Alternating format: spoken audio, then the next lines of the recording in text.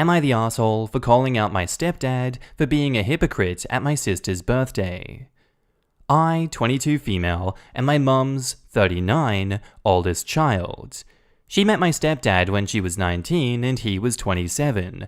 They were married a year later and went on to have my siblings, N, who's 18, A, who is 17, and T, who is 15. It's not a secret that I don't like my stepdad. My mum was a vulnerable teenager when she met him, and he was a grown man. He made her quit school and become a housewife, all while isolating her from her family. I left at 18 because I couldn't stand seeing him with her. I hate how he talks to her, and how he's treated her their entire relationship. I visit when he's working so I don't have to see him, but still get to see my family, so the dislike I have for him is obvious. My sister T had a birthday dinner a few days ago, and she really wanted me and my girlfriend to be there. So despite my dislike for my stepdad, I went because I want my little sister to be happy. At the dinner, somehow the fact that my girlfriend is 24 was mentioned, and my stepdad made a face before asking her, "You don't think it's appropriate to date someone who can hardly legally drink?" And I think all the years of quiet resentment just bubbled over because I didn't even think about it before I asked him if he developed those morals before or after he started dating a vulnerable teenage mum when he was nearly 30. He got really red in the face, and my mum very quickly changed the subject. The next morning, I got a text from my mum saying that my stepdad doesn't want me coming over to the house anymore, even when he isn't there. Apparently, he made that announcement to my siblings too, and since then, both of my sisters have started giving him the silent treatment. My brother texted me saying that he agrees with me, and he wishes that our mum would leave his dad too, but I shouldn't have done that at T's birthday dinner. My girlfriend agrees with my brother, but I talked to T, and as far as she's concerned, nothing I said was inaccurate, and she thinks that her dad should have kept his mouth shut if he didn't want me calling him out. The whole extended family found out about it though, so now my stepdad's mum is accusing me of lashing out at him because my mother never married my father, so they think I'm just jealous apparently. The whole thing is an absolute mess, and I'm being called an asshole for ruining my sister's birthday dinner. So am I? Now in the comments. In Dutch, we say, he got a cookie made from his own dough. Not the asshole at all, no lies were told. I applaud you for that amazing comment. He calls you out, but surprised Pikachu faces when he gets called out. He's a hypocrite. Not the asshole. Is your family mad because they found out what actually happened? Or because stepdad told them his version? Because yeah, he's literally guilty of what he's preaching. I'd make sure they're not just being fed an altered version of real events. Stand your ground. Not the asshole. What a prick. You have been legally able to drink for over a year, and your girlfriend is a whopping 2 years older than you. You are both college grads and in similar stages of life. He preyed on a teenager. You rock for putting him in his place. He won't speak to you that way ever again. That's the part that kills me. OP and her girlfriend are 2 damn years apart. 2. And a guy who married a teenager when he was pushing 30 decides to go there? Dude, no, not the asshole. Who is he to pass judgment on your relationship? Also, how is it that he can say whether or not you can come to the house when he isn't there? It's your mum's house too. He sounds controlling. OP says, he is very controlling, and he pretty much thinks of my mother as belonging to him. So if he says something, then she must agree. He doesn't like me very much, probably because I've always encouraged my mother to speak up for herself. So judgmental comments from him aren't really surprising given how he usually speaks to me. And now to an update of sorts, we have a post by OP's mother titled, "Am I the asshole for not correcting my daughter?" I'm 39, and I had my first child when I was 17, she's now 22, and I met my husband about 2 years later when he was 27 and I was 19. We've been together for 20 years now, and I've had 3 more beautiful children. My 22-year-old loves her siblings. She's the best sister in the world. She dotes on them, helps them pay for extra expenses when my husband and I don't have any extra dollars to spare, and sees them as often as possible. She's an incredible daughter too. Smart, kind, and all around just a sweet girl. The problem is, she has never gotten along with my husband, not even when she was little. I thought at first that she was young and adjusting to change, but throughout her life and my marriage, she hasn't wavered on her dislike for him. She's said that she doesn't like how he treats me and speaks to me. I try my best to keep the peace, but a few days ago I think I fell short in that. My youngest just turned 15, and to celebrate, we had dinner at her favorite restaurant. My eldest usually avoids gatherings with my husband, but my 15-year-old really wanted her there, so she acquiesced and came with her girlfriend. At dinner, my husband made a sly comment about the 2-year age difference between my daughter and her girlfriend. My daughter responded by mentioning the age difference between him and I. She phrased it in a way that made it clear that she views age differences as wrong, and that she thinks my husband took advantage of my vulnerability. I changed the subject. When we got home after dinner and the kids were in bed, my husband began yelling at me for not defending him against my daughter. It was obvious that our other children didn't disagree with her statement, and that seemed to make him angrier. He said that because I never corrected my daughter in the past about her dislike for him, it's my fault that she hates him now. He also feels that this hate has caused our other children to hate him too. I have a feeling that our 18-year-old son heard the argument because he came into our room at the height of it, pretending that he needed something. The next day, my husband told the kids and I that my oldest will no longer be allowed in the home, and as a result, my other daughters aren't speaking to him, and my son has been very short with him. This hasn't helped to soothe his anger in the slightest, and I'm not sure what to do. I don't think it would have been fair for me to force my daughter to like him, and I believe that she is free to feel however she wants. She's always been respectful and polite to him, but my husband told his family what happened at dinner, and now they all think that my eldest is acting out of jealousy and resentment. My mother-in-law thinks that I should have tried harder to help my daughter and husband get along when she was young, and that this conflict is my fault now. Did I cause this? And now in the comments, not the asshole. You do realize that your son came into your bedroom to protect you from your abusive husband, right? And I doubt that it's the first time. Your kids don't like your husband because they watch how he treats you. Not the asshole, and I don't want to overstep or make inaccurate assumptions here, but your husband is giving off major red flags as a domestic abuser here, and even if he's never physically harmed you, he can still be abusing you. He made a snide comment about a 2-year age difference to your eldest, whom he really doesn't share a great bond with. Then he has the audacity to get upset when she rightfully brings up his hypocrisy? If I'm wrong, I apologize, but it seems, just based on your post here, that you spend a lot of time walking on eggshells around him. I hope I'm wrong, but if I'm not, I hope that you know that you deserve so much better than that. You are the problem, you're the asshole.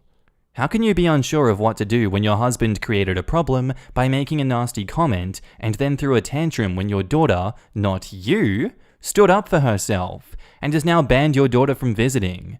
You've allowed your husband to scapegoat your daughter. He is blaming her for the problems in the family, and like I'm guessing you've done countless times before, you have refused to draw a line and have enabled him to escalate the situation and say even more awful things about your daughter. Your detailed description of this one situation is very telling because I bet you've behaved this way, bending over backwards to cater to your husband and throwing your daughter under the bus for your daughter's entire life.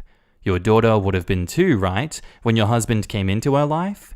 A kid that age naturally loves parental figures. She was not nearly old enough to resent a newcomer. If she hates him, it's for a reason. It is your job as your daughter's biological relative to fix problems with the stepfather, and you clearly have not done that. When it became clear that the problems weren't going away and that he picks on her, you should have left him. At what point are you going to do something about his toxic role in your family and in your daughter's life? If you truly don't understand how to stand up to him, you need to visit a counselor and get advice. And now on to the final update. Okay, clearly a lot has happened, so I'm just going to try to summarize what I can.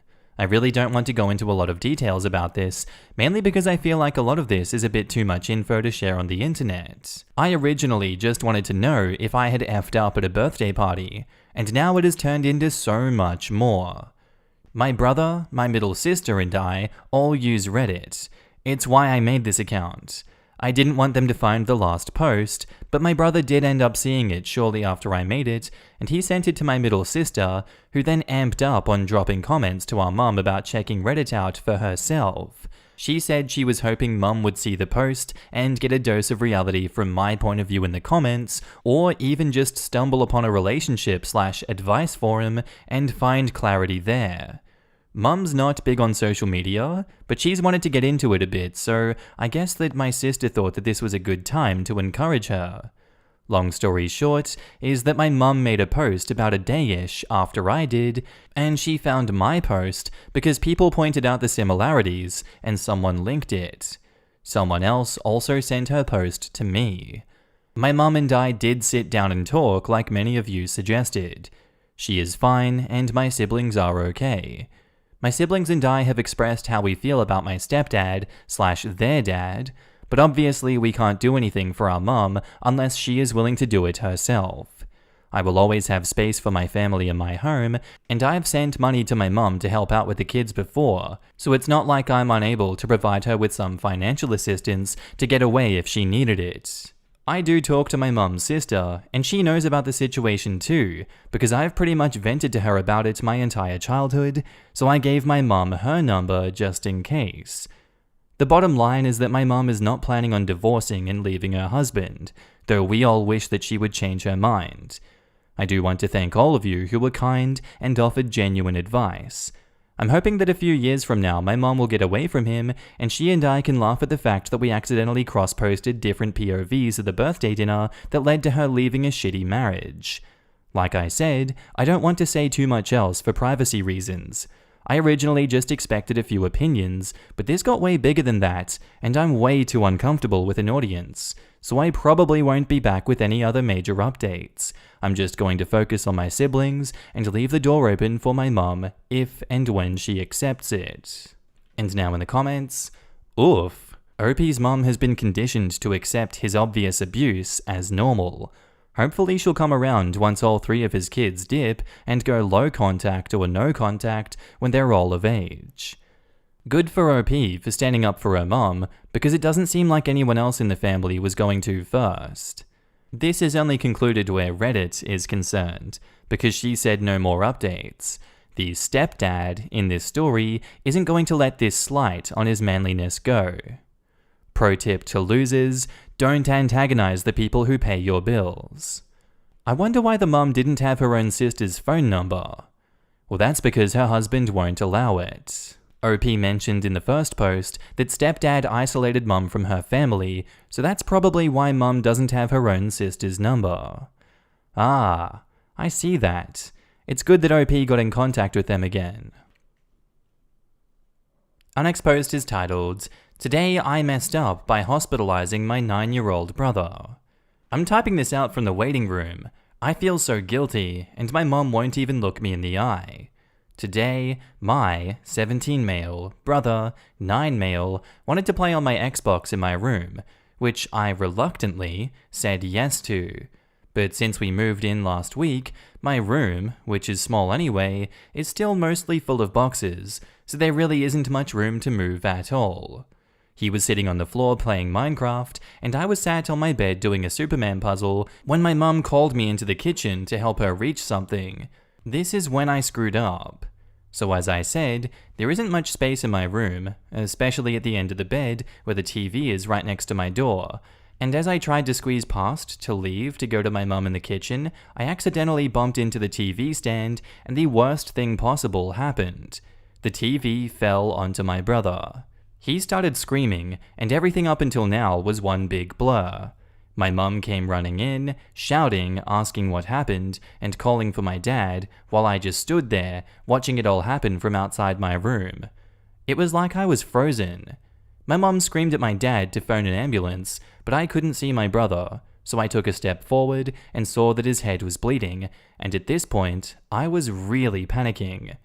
My dad told me to go downstairs and let anyone who knocks on the door inside, so I did. I waited by the door, and a few minutes later, paramedics knocked on the door, so I let them in. My mum went into the ambulance with him, while my dad and I followed in a car.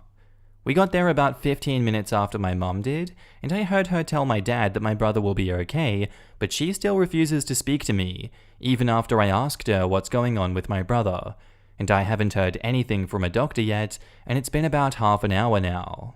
Sorry if this is difficult to read. I just feel so guilty and anxious for hurting my brother. And now in the comments, to be honest, him screaming was a good sign. Silence is worse. Accidents happen. I will echo this. Screaming is always better. Silence is bad, especially in children. I'll take a screaming child over a quiet one any day of the week. That was one of the first things our pediatrician said when we had kids.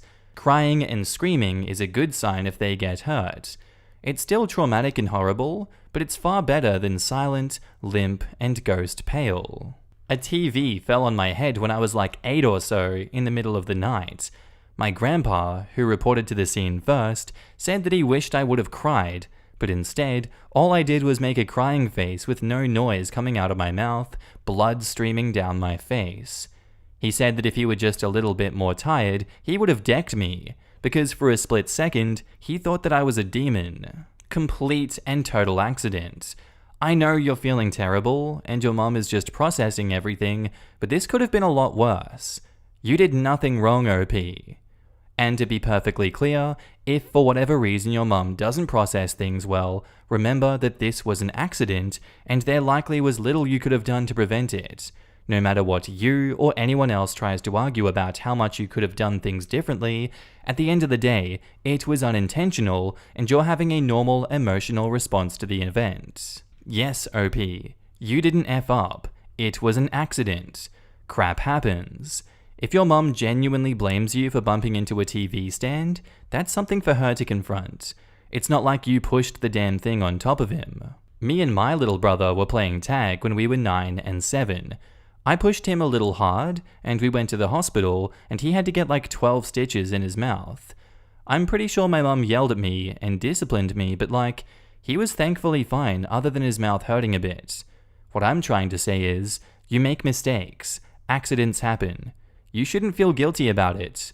There was no malicious intent. And now on to the update.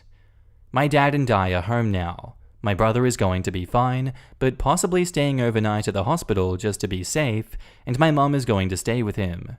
My dad has told me that my mum's not angry, she was just scared for my brother, and I've spoken to her on the phone. It's all good. I've tidied up my room and moved the TV so it's safe now, and I bought some snacks for him when he gets back. Thanks everyone for the kind words, and I'll update when he's home again. Update 2, he's home. My brother is going to be absolutely fine. I gave him some of the snacks and loads of hugs. He's doing great. Here are some details that I've seen people ask about in the comments. Yes, the TV still works, miraculously, as it landed on carpet. The TV was just a small flat screen. I don't know the right terminology for it, but it's really tiny, as I don't have the space for a bigger one. The reason my brother's head was bleeding was because the plastic in the corner of the TV is what hit his head, which I think scraped his head, leaving a small cut. Seeing blood, even a small amount, made everyone panic, which is why he went to the hospital and my mum gave me the silent treatment.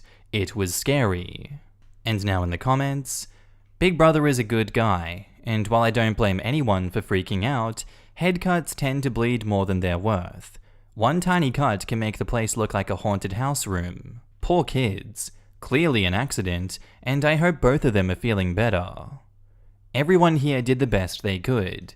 Big Brother was kind to Little Brother and shared his stuff. Big Brother tried to go help Mum when called for, parents gave good instructions, Mum had a panic shutdown, which was unkind, but also quite understandable. Apologies were made, and Little Brother is okay. How refreshing. It's hard to confront how we react in the worst moments. It's a shame that he took his mum's freeze personally.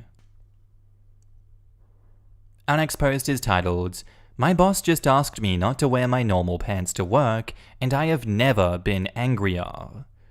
I wear normal pants to work. Our dress code is business casual, and I've gotten myself sized by a reputable tailor. All my slacks and chinos are from normal brands that you'd find at Macy's, and a normal/relaxed fit. However, yesterday, my boss called me into her office and told me that I would no longer be allowed to wear the pants that I normally wear to the office and would have to wear something less revealing. Apparently, my bulge is inappropriate in the workplace. I have a normally sized penis. I actually frickin' measured it to make sure that I wasn't crazy, and I'm pretty close to the US average. Would a woman with large breasts be told that she can't wear anything but baggy clothes? Would she be told by her boss that she must wear nothing but restrictive sports bras to work? I doubt it, especially in my workplace where women 2 seats down from me wear far more provocative clothing than my damn slacks. I asked her, what should I wear instead? These are my size. And she said, just go buy something looser or get a bigger size. I am not rebuying my entire collection of work pants. Go ahead and report me to HR. Let's see them try and fire me for having too much dick. And edit, to clarify, I'm aware that women have been told to cover up quite a bit in the workplace. I'm not dismissing that. I'm just highlighting the very visible double standard of bodily expression in my own workplace. Edit 2, people have been asking to see my pants. Here are the exact pants that I wore on the day of the incident. Note that my member is sitting to the right of the zipper, relative to the viewer. And now in the comments, I would be concerned that someone stared at my crotch enough to notice that. OP says, I am too. I am in a long-term relationship and planning to propose early next year, so I can't afford financial or emotional turbulence right now.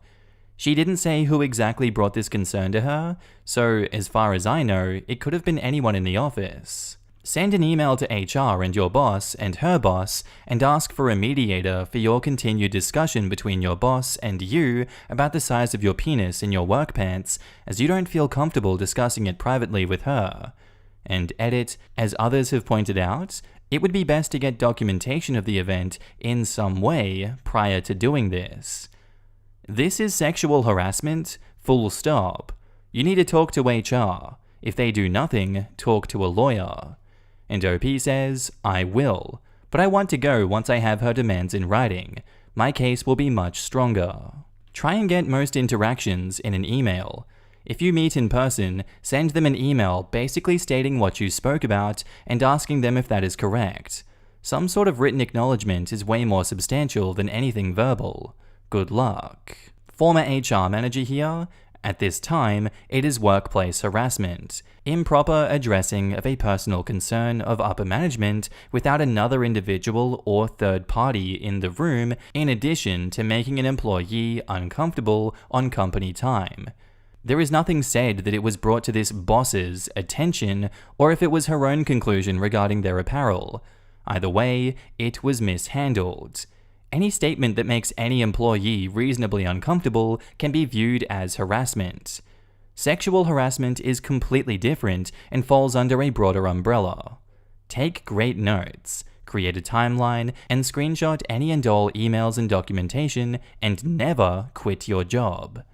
In the meantime, and on your own time and phone, contact a workers' rights attorney, a damn good one. And OP says, thanks. I'll take that all into account. And now on to the update. My boss demanded that I replace all my pants, and then told me that she needed to supervise me while I got the replacements. She is now on administrative leave. To recap what advice I got from my original thread, here it is.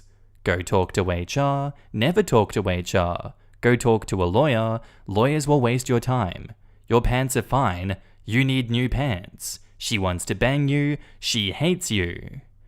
After dwelling a little bit on my options, I settled for a middle-of-the-road approach. I contacted 2 well-known lawyers in my area, and I got a consultation from them about my situation. They both thought that I was sexually harassed.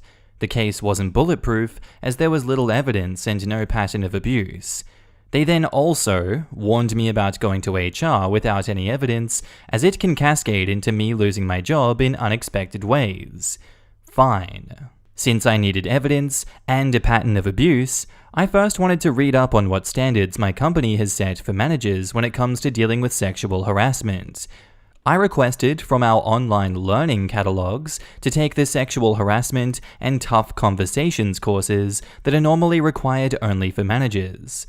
In the Tough Conversations module, there was a scenario where a male supervisor needed to ask a female employee to correct her outfit as it did not meet the company's dress code. The module, in plain English, states that the supervisor is not to intervene and to refer the issue to HR. I assumed that the inverse, a female supervisor reprimanding a male's outfit, would follow the same standards. I then sent an email to my boss asking her to follow up on our previous conversation. I wrote, "To boss, I want to clarify some things regarding our previous conversation. Please confirm whether or not my understanding of your statement is correct. My pants violated our dress code by being too tight and revealing my bulge. The issue pertains to all my pants, not a specific subset of my wardrobe. This is a requirement from management and not a request. Please get back to me. Sincerely, OP." It took over a full workday, but the response I got was, "To OP.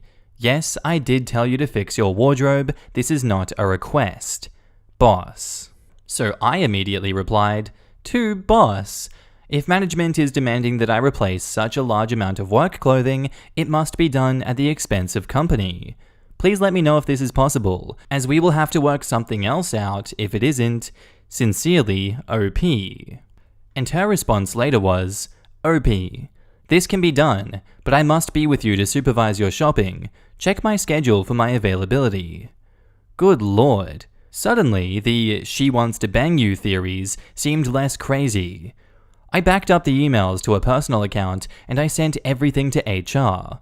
Less than 2 hours later, I received a phone call asking me to come to HR immediately and drop my work unless it was time critical. I complied. I was told that they were taking this matter very seriously and that I should take the rest of the day off. I came back to work today and boss is gone. I was told right before lunch that she had been placed on administrative leave pending a full investigation and that I shouldn't worry. It's against company policy to engage in any form of professional retaliation. I sit here now like a king on a porcelain throne, telling you about my victory during my post-lunch dump. Bye-bye, boss lady. And now in the comments, supervise your shopping? What the hell? I think the company wouldn't have given an F, but she shot herself in the foot by saying the company could cover your new bulgeless wardrobe. Yeah, which basically means you will try on the new pants and I will stare at your crotch to make sure that I can't see your wiener. Yeah. Bye-bye, lady. We'll need to start at maximum tightness and work our way down. The boss was not only stupid enough to try to pull this in the first place, but stupid enough to put it in writing on company email. Aside from the blatant harassment, they shouldn't be a boss just for being effing stupid. Very, very dumb. You had a meeting with your employee where you corrected something verbally, and then the employee writes an email to get that correction in writing. Anybody with any sense or experience would realize the employee was creating a paper trail. The request for something in writing is a classic see ya move. Anyone with a brain would smell a rat immediately. Thank God most bigots aren't that smart. To be fair, it can be legitimate on both ends. For example, boss tells you to do something you think is dumb/bad, but it's not unethical, immoral, illegal, or anything which would justify insubordination. So you get it in writing so you have seer materials for if and when it blows up.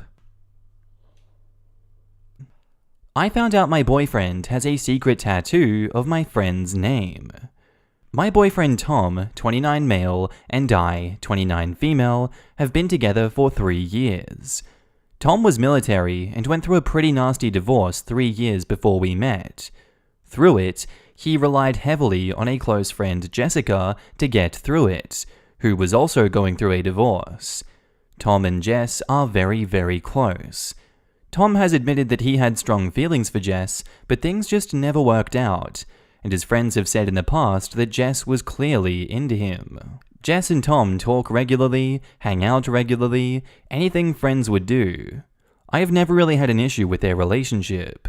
While at first I was cautious because of this history and his admitting to having feelings, they are very respectful. Jess is delightful, kind, funny, and is just great to be around. She's also an absolute stunner.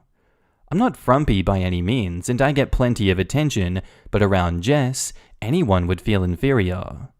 I enjoy being around Jess, and she and I occasionally hang out with Tom. Regardless of their history, Tom and Jess are just friends, and I have no reason to think that they are more. But last night, Tom had just finished a volleyball tournament and had gotten out of the showers. It was sand volleyball, and his feet were pretty torn up, so he was cleaning them, and I saw the bottom of his foot. I have no idea how I've never seen this, but he has Jessica's name tattooed on the bottom of his foot like he's frickin' Woody from Toy Story or something. I don't know why this bothered me, but immediately all the blood left my face.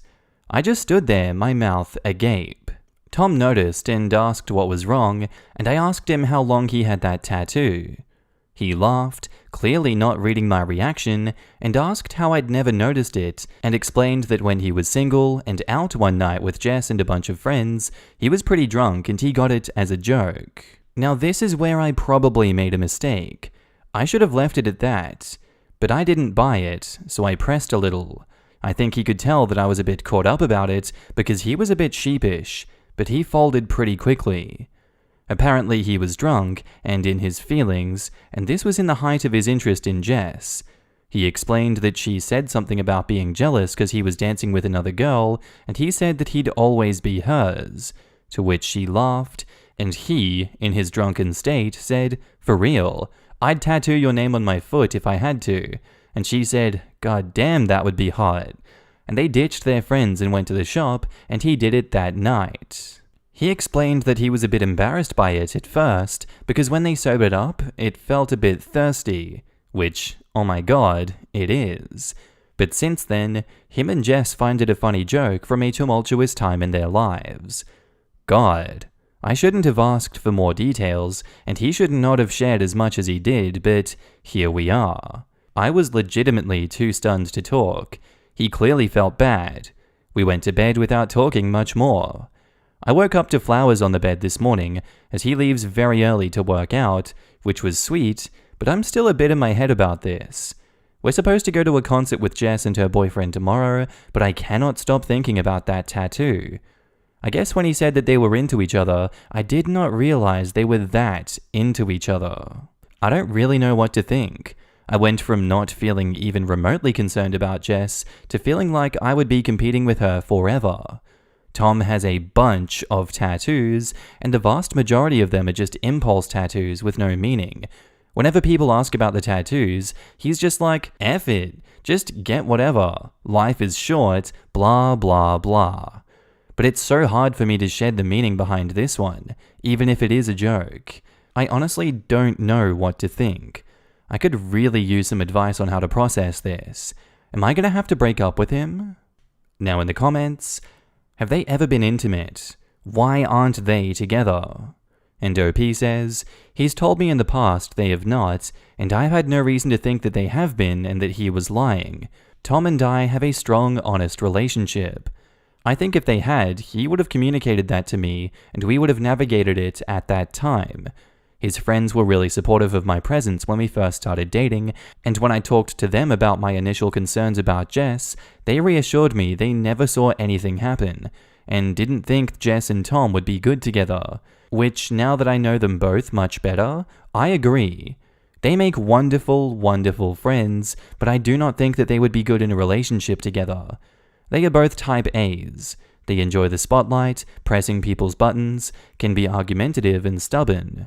The dynamic works platonically, but I think they would hate each other if they dated, and my intuition is they covertly know the same thing, which is why it never panned out.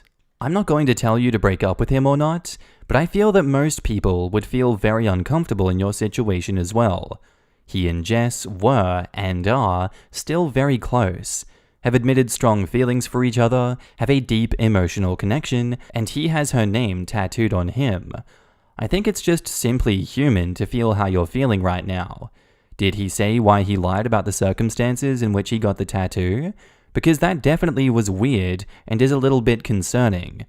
Personally, I'd find it hard to keep from wondering if there is still feelings on his side, or what would happen if Jess admitted feelings, etc. I don't know. This is a tough one. I'd imagine you're going to have people telling you both sides of the coin, but at the end of the day, it is your choice how to move forward. Good luck, OP. And OP replies, he didn't really lie. He trickle-truthed, which, now knowing the whole story, I get why he did. I think I would have preferred only knowing that it was a drunk tattoo and that he was embarrassed by it. Ugh. I feel very stupid for pressing it, but we're here now, I guess. Honestly, I think it might be a funny joke between him and Jess now, but by his tone, I got the sense that he's still a little embarrassed by it. A lot of the stories that he tells me from that time in his life, he tries to be a good spirit about, but I usually get the sense that he's embarrassed by how out of control he was. I'd be asking, if Jess confessed her love to him tomorrow, what would he do with that information? Has he simply squashed his feelings for her down, or has he actually moved on from that? That tattoo is a symbol to him that he belongs to her. Does he still feel that way? And now, on to the update. So my original post didn't get a ton of attention, but I figured I would post an update anyways, since good updates are always nice to see. Short version, boyfriend of 3 years has best friend that he has some quasi-romantic history with.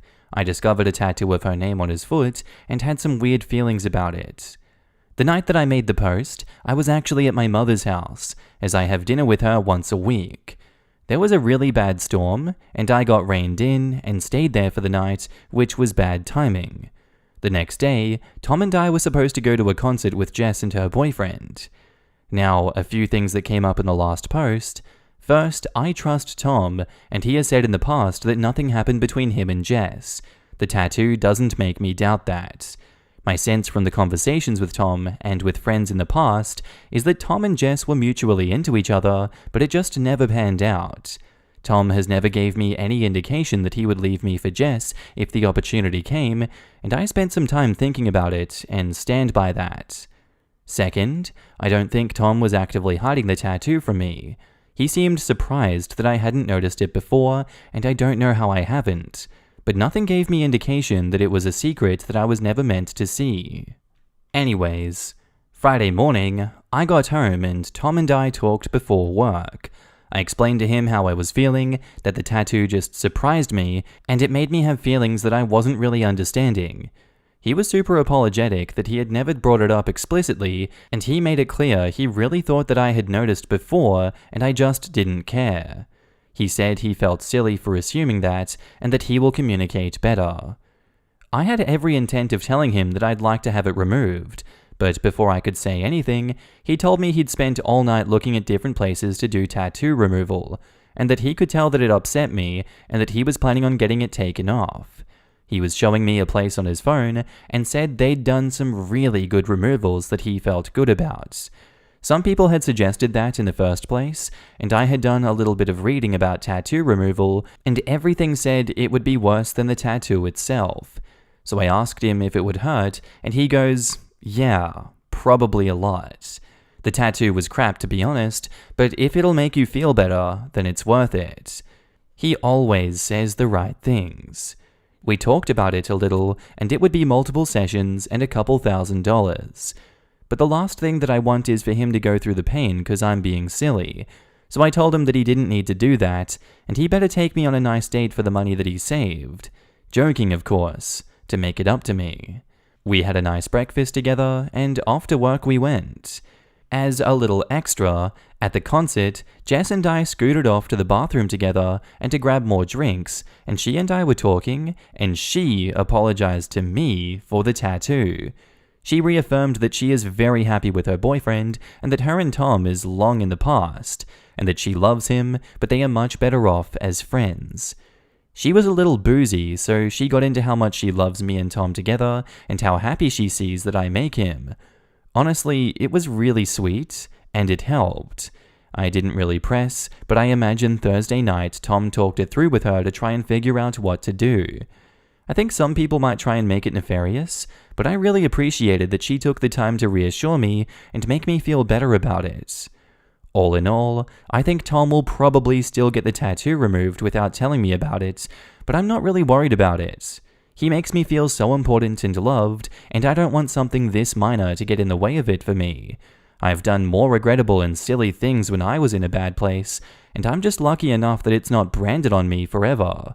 So I'm doing my best not to hold it against him. Now in the comments, how do you even sit still for a foot tattoo? I'm so ticklish, and I think that it would be legit torture to have someone tattoo the bottom of my foot. I guess she really was his soulmate. Hopefully OP will heal from this surprise. Tom out here restoring faith in humanity that men can in fact use their brain, process their emotions, and empathize with others and come up with solutions without being spoon-fed them, Lamau. Too used to seeing the opposite on this subreddit. I'm happy to see that y'all were able to effectively communicate and work past things.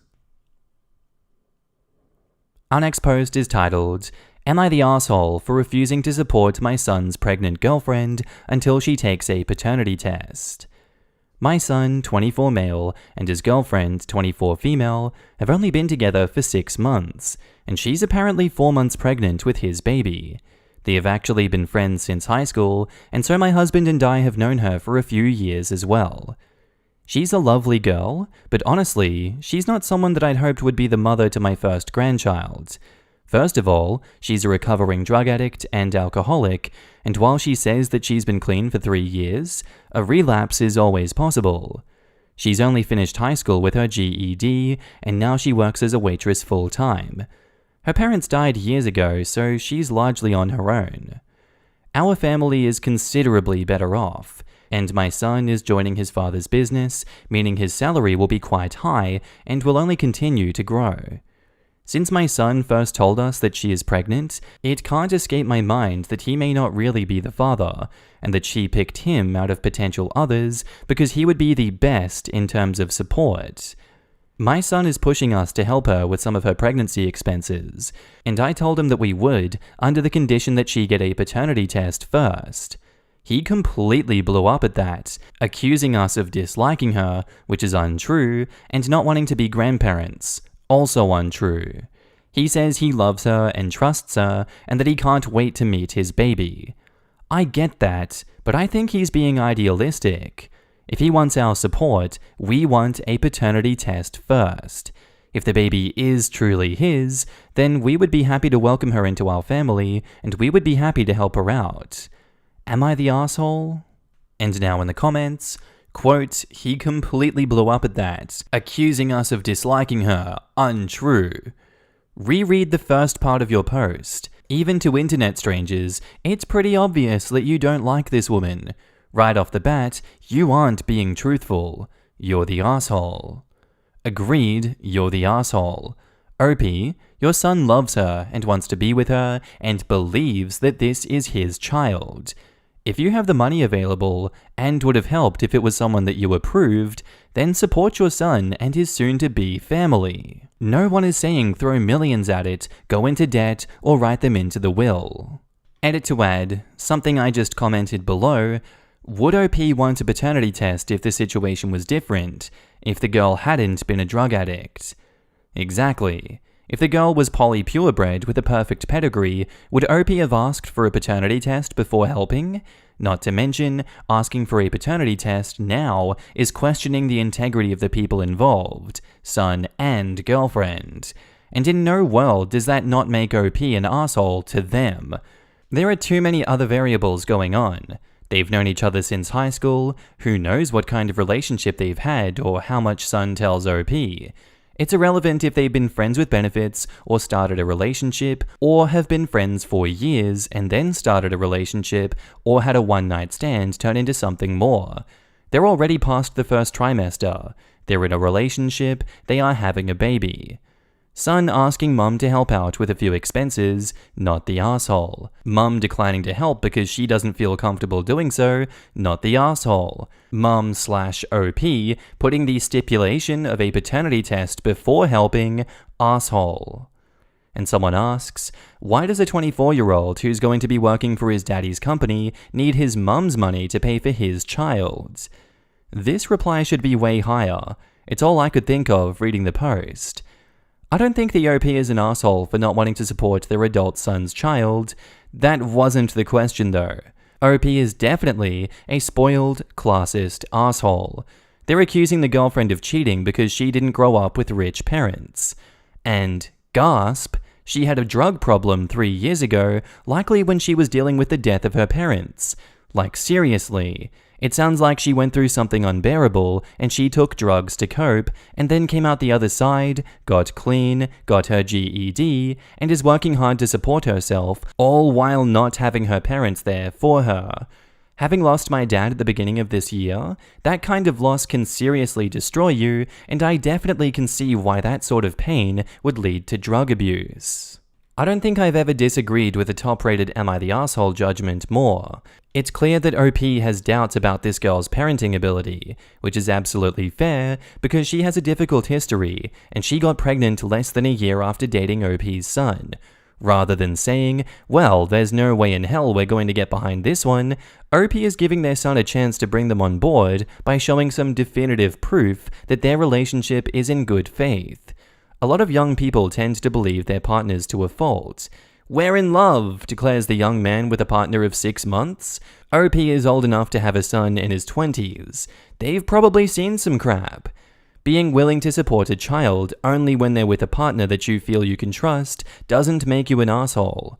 Good parents don't subsidize bad decisions for fully grown offspring.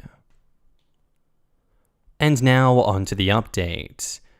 So, after my original Reddit post, I talked to my son and I asked him what kind of financial help that he had in mind. According to him, since she doesn't have insurance, many of her medical costs were adding up and he wanted to help her with those. A lot of people asked me why my adult son was reliant on us, but to us, that's not unusual. He's a recent graduate, and while he will be making a decent salary soon, he's just entered the workforce and does not have much in the way of savings. Plus, our family has always believed in helping each other out. If my daughter was pregnant, we would no doubt help her. I expressed my desire for the paternity test for his benefit, but he would not budge on that. I tried to warn him of the countless stories of fathers duped into parenting children that weren't his, but he was certain. A couple of weeks later, his girlfriend actually reached out to me herself. We met up, and she told me that she was embarrassed he had asked for financial help on her behalf, as she did not want to take any assistance. This surprised me, as I assumed that she was the one pushing for the money. She was uncomfortable with the paternity test idea, but said that she would look into it if it bridged the peace between me and my son. With COVID, the paternity test never ended up happening. It just wasn't a priority.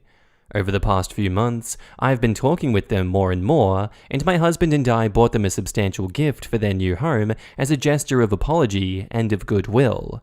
We did offer financial help, but my son refused it. By the time the baby was born, I had gotten to know his girlfriend better and was warming up to her joining our family.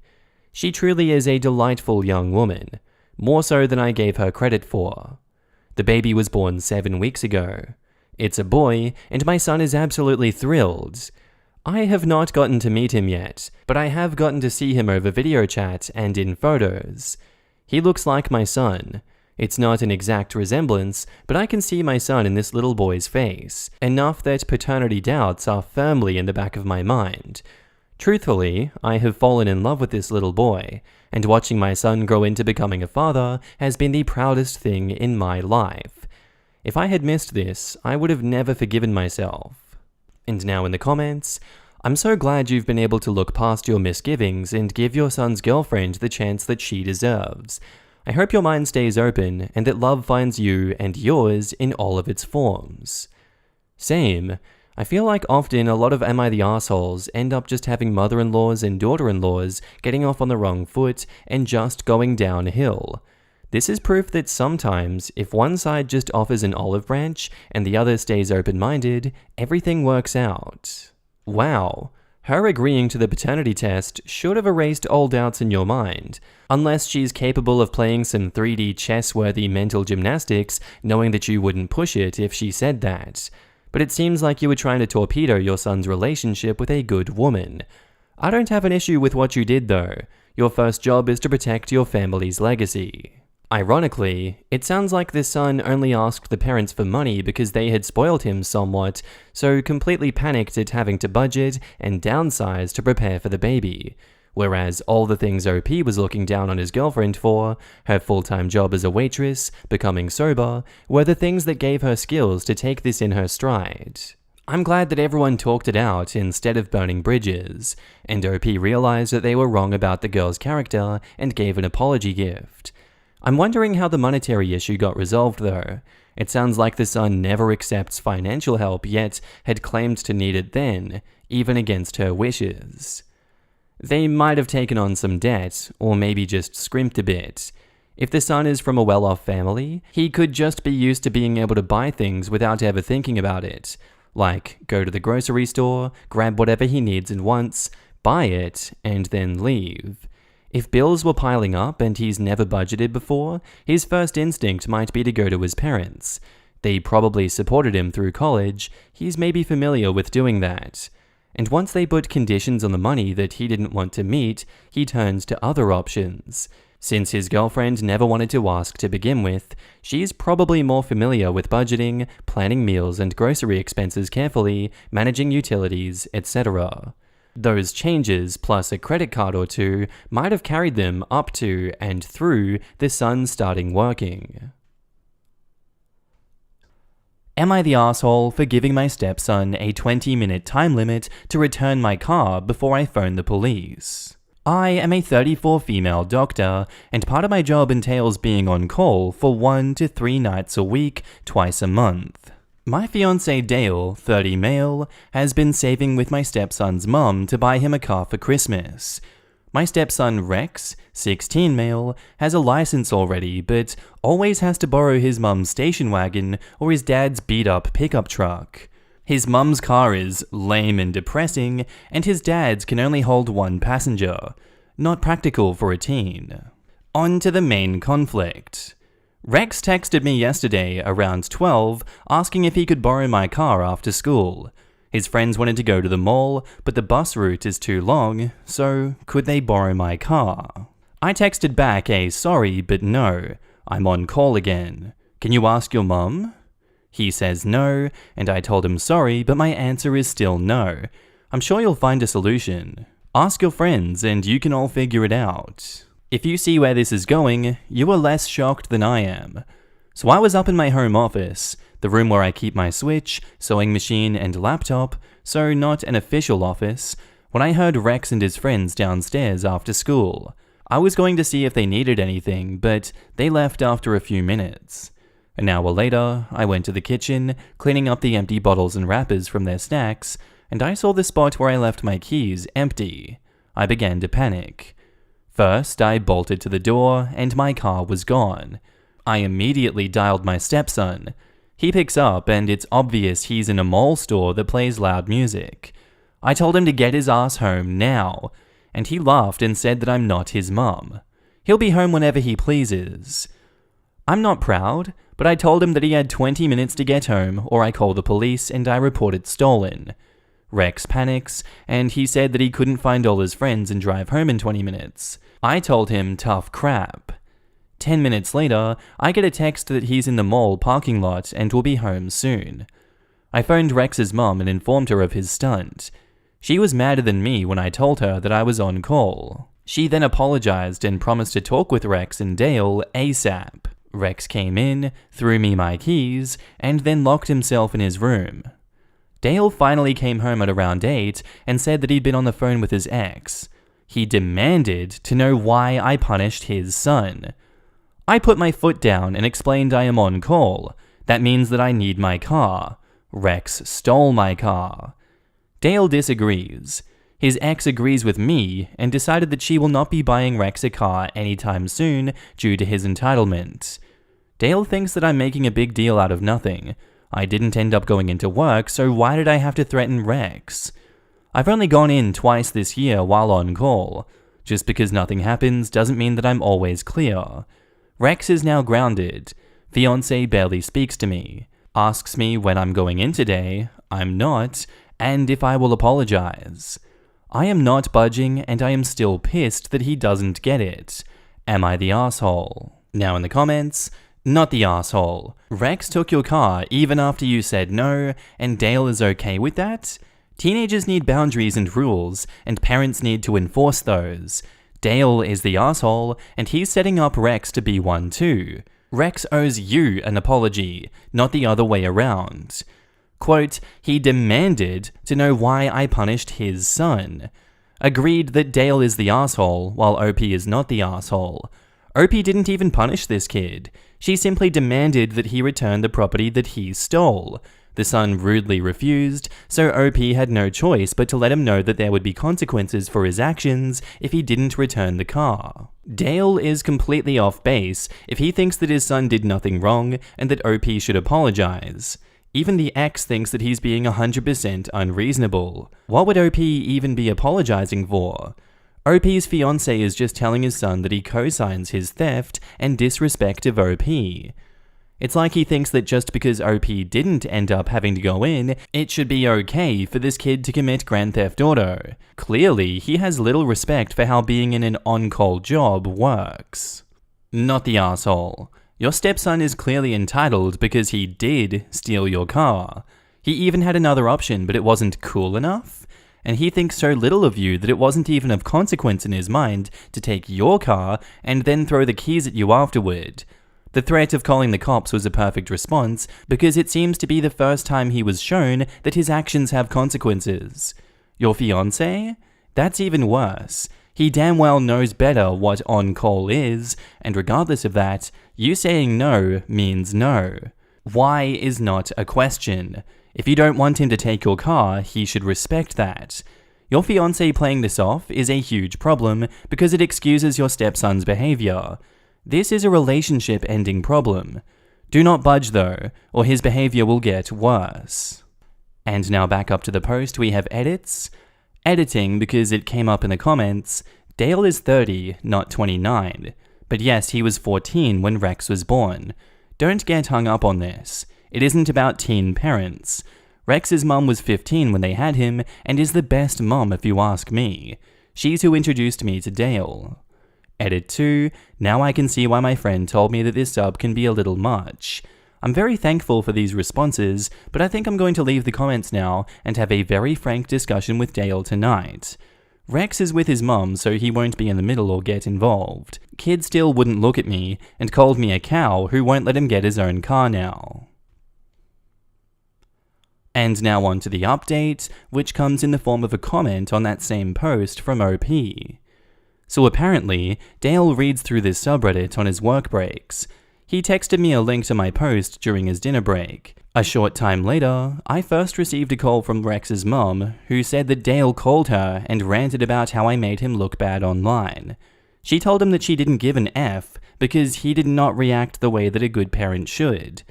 Dale was so furious that he told her that he would be calling his mother to see if someone actually cared about his feelings. Dale's mother handed his ass back to him good, and reiterated to Dale that he was not an active part in his son's life until he was 6, so he has no leg to stand on. Dale tried to bitch about how everyone was being unfair to him, and she shut him up and told him that his son did something wrong and that it's not about punishing him for being a bad father. Dale returned home a little while ago, about an hour earlier than he usually does. He looked defeated, but he was still short with me. He said that he was disappointed that I posted, and now everyone who knows will think he's a joke and a bad father. I didn't think this conversation would end up with my ending the engagement and relationship, but it did. The house is all in my name, so Dale is packing up his crap and crawling back to his mother's house. The wedding wasn't set, so no money or time lost there. Dale said so many things that I don't even want to write down. This is not the man who I've known for 4 years, and I'm honestly shocked at how selfish he is. He said my doctor money would have to buy Rex a car to make up for all the hard feelings. I'm astonished at how delusional he is. I am done with this account and will not be returning. Edit to add that also, the fact he wasn't in Rex's life till age 6 was a huge red flag to me. He never mentioned it and refused to admit that it was a big deal during the argument we had when he came home. And now in the comments, Jesus. Sending internet hugs, OP. Sorry for something so important to end over something so stupid and ridiculous. At least it showed you before you were too committed what you were getting into. The universe did OP a massive favor here, as there were a few indications that she was seeing Dale through rose-colored glasses. I'm also glad the kid's mother is free of him. This guy is a real piece of work. Shocking that he can't hold down a relationship. You were so right, and OP dodged a massive bullet. I'm glad that Rex had at least 2 responsible adults in his life, his mum and grandma. Sadly, however, people like Dale seem to have too much influence on their son's life and end up making someone with the same mindset as them. I truly hope that Rex doesn't carry this mindset, but only time will tell. The comment about doctor money makes me think that it isn't just the son that's entitled. I think Dale was digging for gold, if you know what I mean. But wow, this guy's behavior is immature. He's basically teaching his kid that disrespecting other people's property and ignoring their requests is totally okay as long as he gets what he wants. This man has to start living in the real world where there are real consequences to your actions. It's also funny that this dude got chewed out by everyone and still can't admit that he's wrong. The best part has to be the "Am I the arsehole?" It's such a hit or miss subreddit, and sometimes I understand the consensus the comments come to, other times I'm shocked. Lamau? I'm very glad that Dale's mother smacked some sense into him. No, Dale, no one cares about the feelings of a man-child enabler. Our next post is titled, "Am I the arsehole for telling my wife that my son is not a replacement for our dead baby?" I know the title sounds really, really cruel, and maybe it was, and I'm wrong, but I don't mean for it to be. I, 37, have known my wife Janica, 39, since we were both in high school, and I've loved her since I was 13. When I was 21, I was just a boy when my father died, and my life spiraled, and I broke up with Janica. I had to grow up fast to support my grandparents, mum, and sister. Even though we came from a rich family, I had to prove that I could run the family. I made mistakes, and one of those was not treating my new girlfriend, Ayana, at the time properly. I neglected her, cheated on her, yelled at her, and was a terrible person who tried to justify his bullcrap by saying that I missed my dad. I still do miss him every day. After I got therapy and realized how wrong I treated her, I tried to reach out and apologize, but this was 2005. It was easy to disappear, and she was gone. Janica and I have 2 daughters, aged 8 and 5. Early last year, we were going to have a 3rd child, but my wife was in a car accident involving black ice late into her pregnancy, and our son died before he could be born. For a year, my wife cried herself to sleep every night. We have been to individual and couples therapy, but it did not help. Then in January, I learned about my son Arian, 15. His mum died a month prior from some cancer, and his grandparents could not afford to support him, so they wanted a DNA test. But the boy looks just like my father, so of course he's my son. I took him in without the test, and my wife latched onto him. She showered him with gifts, makes him special lunch every day, our daughters get cafeteria food, and tries to help him with homework to the point that our daughters get jealous. It really cuts me that I wasn't there for him, that I couldn't show him love, be there to change his diapers, help him when he was sick, take videos of him. I want to blame his mom, but he loved her, and she's dead, so I can't. We've been to therapy together, just he and I, and last week it broke my heart when he told the therapist that he'd wished that he'd died instead of his mom because I felt the same way when my dad died, and he feels Janica is trying to replace his mom. I know my wife isn't trying to do that. So yesterday before bed, we had a talk which became a fight after I told her that Arian is not a replacement for our dead son and he is his own person. She got very angry at me. called me an asshole, and hasn't talked to me all morning. She's at her parents' with Arian right now, and isn't coming back later in the day. I don't know if I was wrong, and should apologize. I would bring it up in therapy, but the shrink is on vacation. I'm sorry for the big backstory. It's just so you can understand where I came from when I said what I did. I was trying to protect Arian, so I don't feel wrong, but I didn't want to hurt Janica. Was I really an asshole to say that to her? And now in the comments, you're the asshole. You've conflated two unrelated matters, a dead child which you don't seem to show any emotion about, and a woman working very hard to welcome a teenage boy into the family, to actively work against the negative stereotype of stepmother. What an amazing woman. Your comment was mean, and you sound jealous of your wife. If Arian has an issue, beyond sharing his feelings in a therapy session, then it sounds like your wife is capable and considerate enough to work through it with him. OP replies, "Of course I feel emotion about my dead baby, but I can't put my feelings about him ahead of my family. Arian coming into our life is when my wife stopped crying for our dead baby. That's what I meant by she latched onto him like he was her second chance at having a son." You don't know. You're assuming that she is seeing a 15-year-old as an infant. You're not a psychologist, mate. Instead of trying to maybe invite her to counseling, you're being a jerk. OP replies to that. She calls him things like baby boy and other baby names in affection. What was I supposed to assume after she said that? My mum sometimes calls me baby girl, and I'm in my 30s. Heck, my mum always said that I would be her baby boy no matter how old I am. Quote, "I told her that Arian is not a replacement for our dead son, and he is his own person. Instead of having an honest conversation with her regarding your son's feelings, you went right to accusing her of something that wasn't even what your son was feeling. You're the asshole." OP replies, "I can't just reveal to her what went on in therapy. That's a massive breach of my son's trust. So it's okay to be mean and cruel instead and twist the truth? Your wife is working hard to make him feel welcome, and although she may be going overboard, she's doing her best while grieving and getting zero support from you." And OP says, "No, you're right. It's not okay." That is a lot to unpack. You stated yourself that you pushed his mother away with your prior behavior. So wanting to blame her for not being part of your son's life prior to this is a you're the asshole move. There had to be a better way to approach this subject, and certainly a more empathetic way. Obviously, you are no stranger to therapy. Why hasn't family therapy been brought up as an option? Clearly, there needs to be better communication between all of you, and probably a clearing of the air is necessary. OP replies, "I know I'm wrong to want to blame her. I was such a terrible person to her, but I can't just lose that feeling as much as I want to wish it away. I offered full family therapy to my son, but he refused, and when I insisted, it seemed like he would cry, so I told him that we'd continue just me and him as long as he wanted." Well, regardless of whether he wants to attend family counseling, you have to come together as a family and clear the air. Continuing to alienate your daughters isn't going to help the situation and will likely make things worse. OP replies, "I know, but after all he's been through, to try and force him into an uncomfortable situation would just be bad. He had to leave his school and friends behind because nobody else could take him in. I was his grandparents' last resort, and I don't want to alienate my daughters.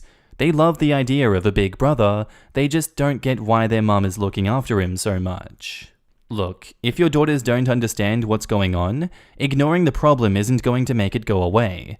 A family meeting to discuss the changes and expectations from everyone going forward is not a difficult thing to do. It doesn't need to be confrontational. Lay out the ground rules before anyone speaks. Stress the importance of being respectful and positive. You need to stop being scared of hurting someone's feelings, otherwise you are going to hurt everyone instead." And OP says, "You're right. I'm going to drive over to my in-laws in 10 minutes with the girls. I just wanted to comment here to say you were right, and thank you for pointing this out to me." And now on to the update. So, it's been a bit. A Christmas passed, and things have gotten a lot better. For people wondering why Janica took Arian to her parents, he likes being there. Her parents remind him of his grandparents. As for Arian's name, we are brown and it's common. It's not his real name, but I didn't think twice about using it. After reading the initial comments, I realized how badly I messed up and took my daughters with me to my in-laws. My wife was with Arian in a bedroom and he'd had a breakdown. He was crying really bad in her arms, saying that he was sorry and he wanted his mum back over and over again. It scared me because this was me after my dad died. Apparently Janica tried to talk to him about her smothering him and it triggered him. We got him to calm down and go to sleep before we had our talk. I apologized right away for what I said to Janica. I told her that I was too scared about Arian and too stupid to think about what I said. She pointed out to me she knows I'm stressed, as it's my father's death anniversary this month, but it wasn't an excuse for what I said, no matter how out of character it was. She admitted she let grief for our baby get the best of her for a while, but pointed out that I repressed all of my grief to the point where I act like it also wasn't my baby. I wanted to say that she was wrong, but she isn't. Some of you realized that, and you don't even know me. I admitted I don't know what to do, and would do whatever she thought was best. She decided that we would restart our couples therapy so we can properly process our grief. Thankfully, she forgave me, because I guess after nearly 25 years, she can tell I'm really sorry. Janica agreed that we couldn't let the girls feel envious of Arian, so when school comes back, I'll wake up early with her to make lunch for everyone. We'll help everyone with homework together during a study hour and anything else too. I see now that it's not Janica focused on Arian over the girls, but that I didn't step up to help her give them all equal time. As for Arian, he's agreed to let Janica join our therapy sessions, and hopefully soon the girls too. On Christmas, I got him a big portrait of his mother and had Janica sign it as being from her. I think it reassured him that she isn't trying to replace his mother, because he gave her a huge hug and said "Thank you, Mum" after opening it. I hung it up in his room by his bed. He was also happy when Janica asked about taking him clothes shopping for family photos, which he refused to be in before. He seemed happier as I'm writing this. He's playing with his sisters on their new PS4. I know that it'll take time, but I want him to stay happy and know that he is loved. I want him to be a better man than I am, and I know that I need to be a better man for Janica. So I guess, thanks guys. Reading your comments was the kick in the ass that I needed.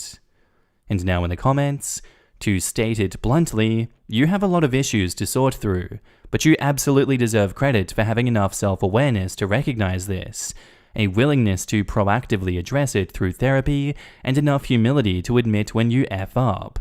That makes you a better person than 99% of the assholes who post here, and I respect it. OP replies, I'm in the 1% of assholes.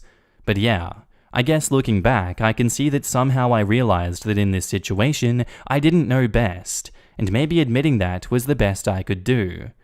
And yeah, I got issues. Hopefully I can work through them all. Don't worry, my friend, I too have issues. Hell, I've got so many issues I've got a subscription. Knowing about them is half the battle. It's so nice reading about people like you, who had an issue, worked through it, and came out stronger and closer as a family.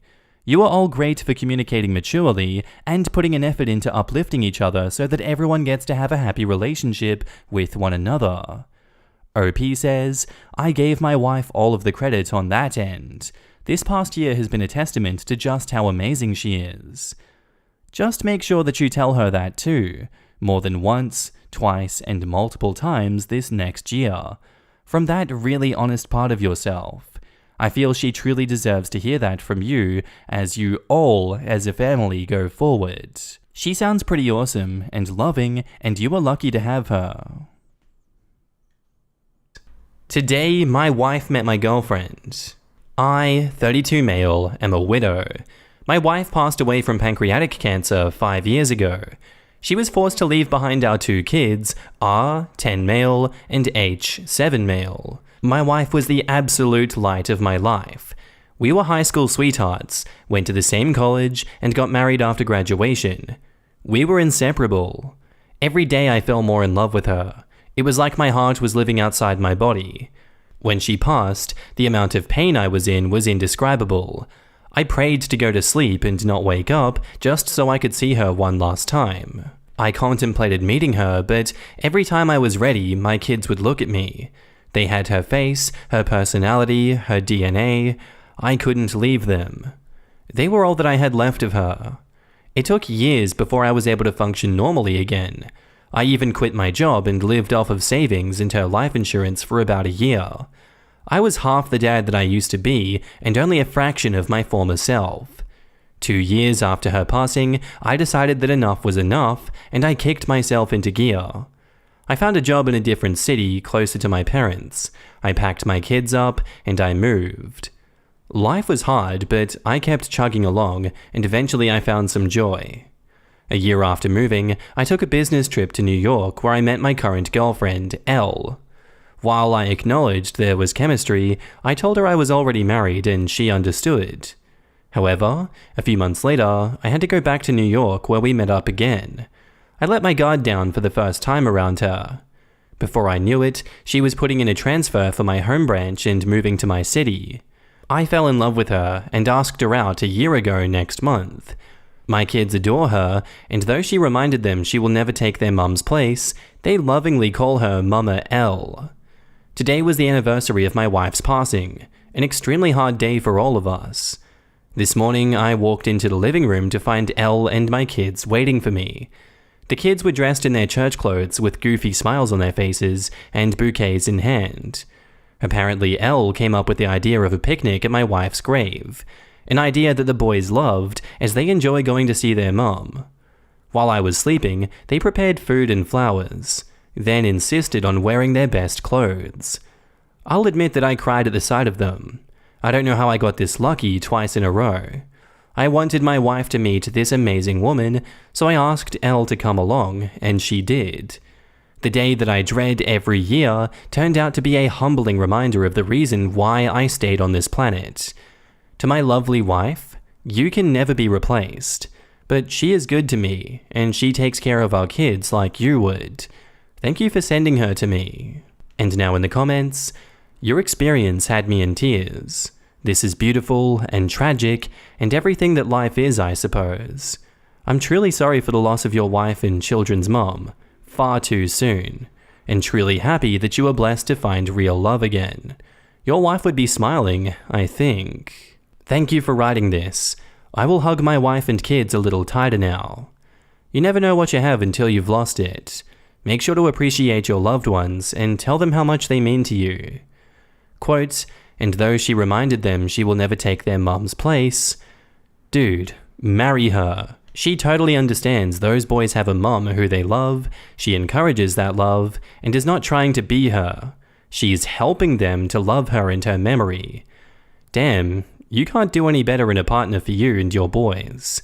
To my lovely wife, you can never be replaced, but she's good to me, and she takes care of our kids like you would. Thank you for sending her to me.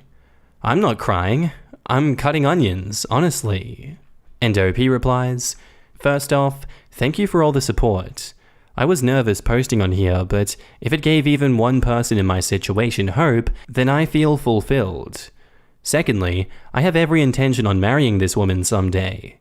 I want to wait until I get a promotion that I've been eyeing so I can give her the life that she deserves. However, I plan on asking her to move in with me in the meantime. I already ran it by the kids, and to say they were excited is an understatement, though I think my youngest is more excited for her dog that would come with her. Thank you all again. And someone replies, don't wait. My husband and I waited for 8 years to get married, all for very practical reasons, including eliminating student loan/other debt so the other wouldn't have to marry the other's debt. We were in a good place until I was laid off 3 months before the wedding. I had a good severance and the unemployment, but it all went to the wedding and household expenses. So in the end, we still went into the marriage with debt. None of it matters. We still made it through to the other side with a house and another cat, and I finally got a new job in my dream industry with the support of my husband. And now, onto the update. Hey everyone. First off, I want to thank all of you for the nice messages and replies. I can't thank all of you enough. Onto the update. So I already had a profound appreciation for my girlfriend before I made that post, but the comments gave me an entirely new perspective. The night after I made the post, I took my girlfriend out to dinner, and I can't explain it, but the light that I was viewing her in was different. Everything she did that night gave me butterflies. She was showing me pictures that she took at the aquarium with my oldest, and I couldn't stop staring at her. In that moment, I came to the conclusion that I was going to propose a lot sooner than I expected. A few days later, I went ring shopping with her mom, who was very excited, and we found the perfect ring. I then made a reservation at her favorite restaurant for last Friday and set the big day in motion.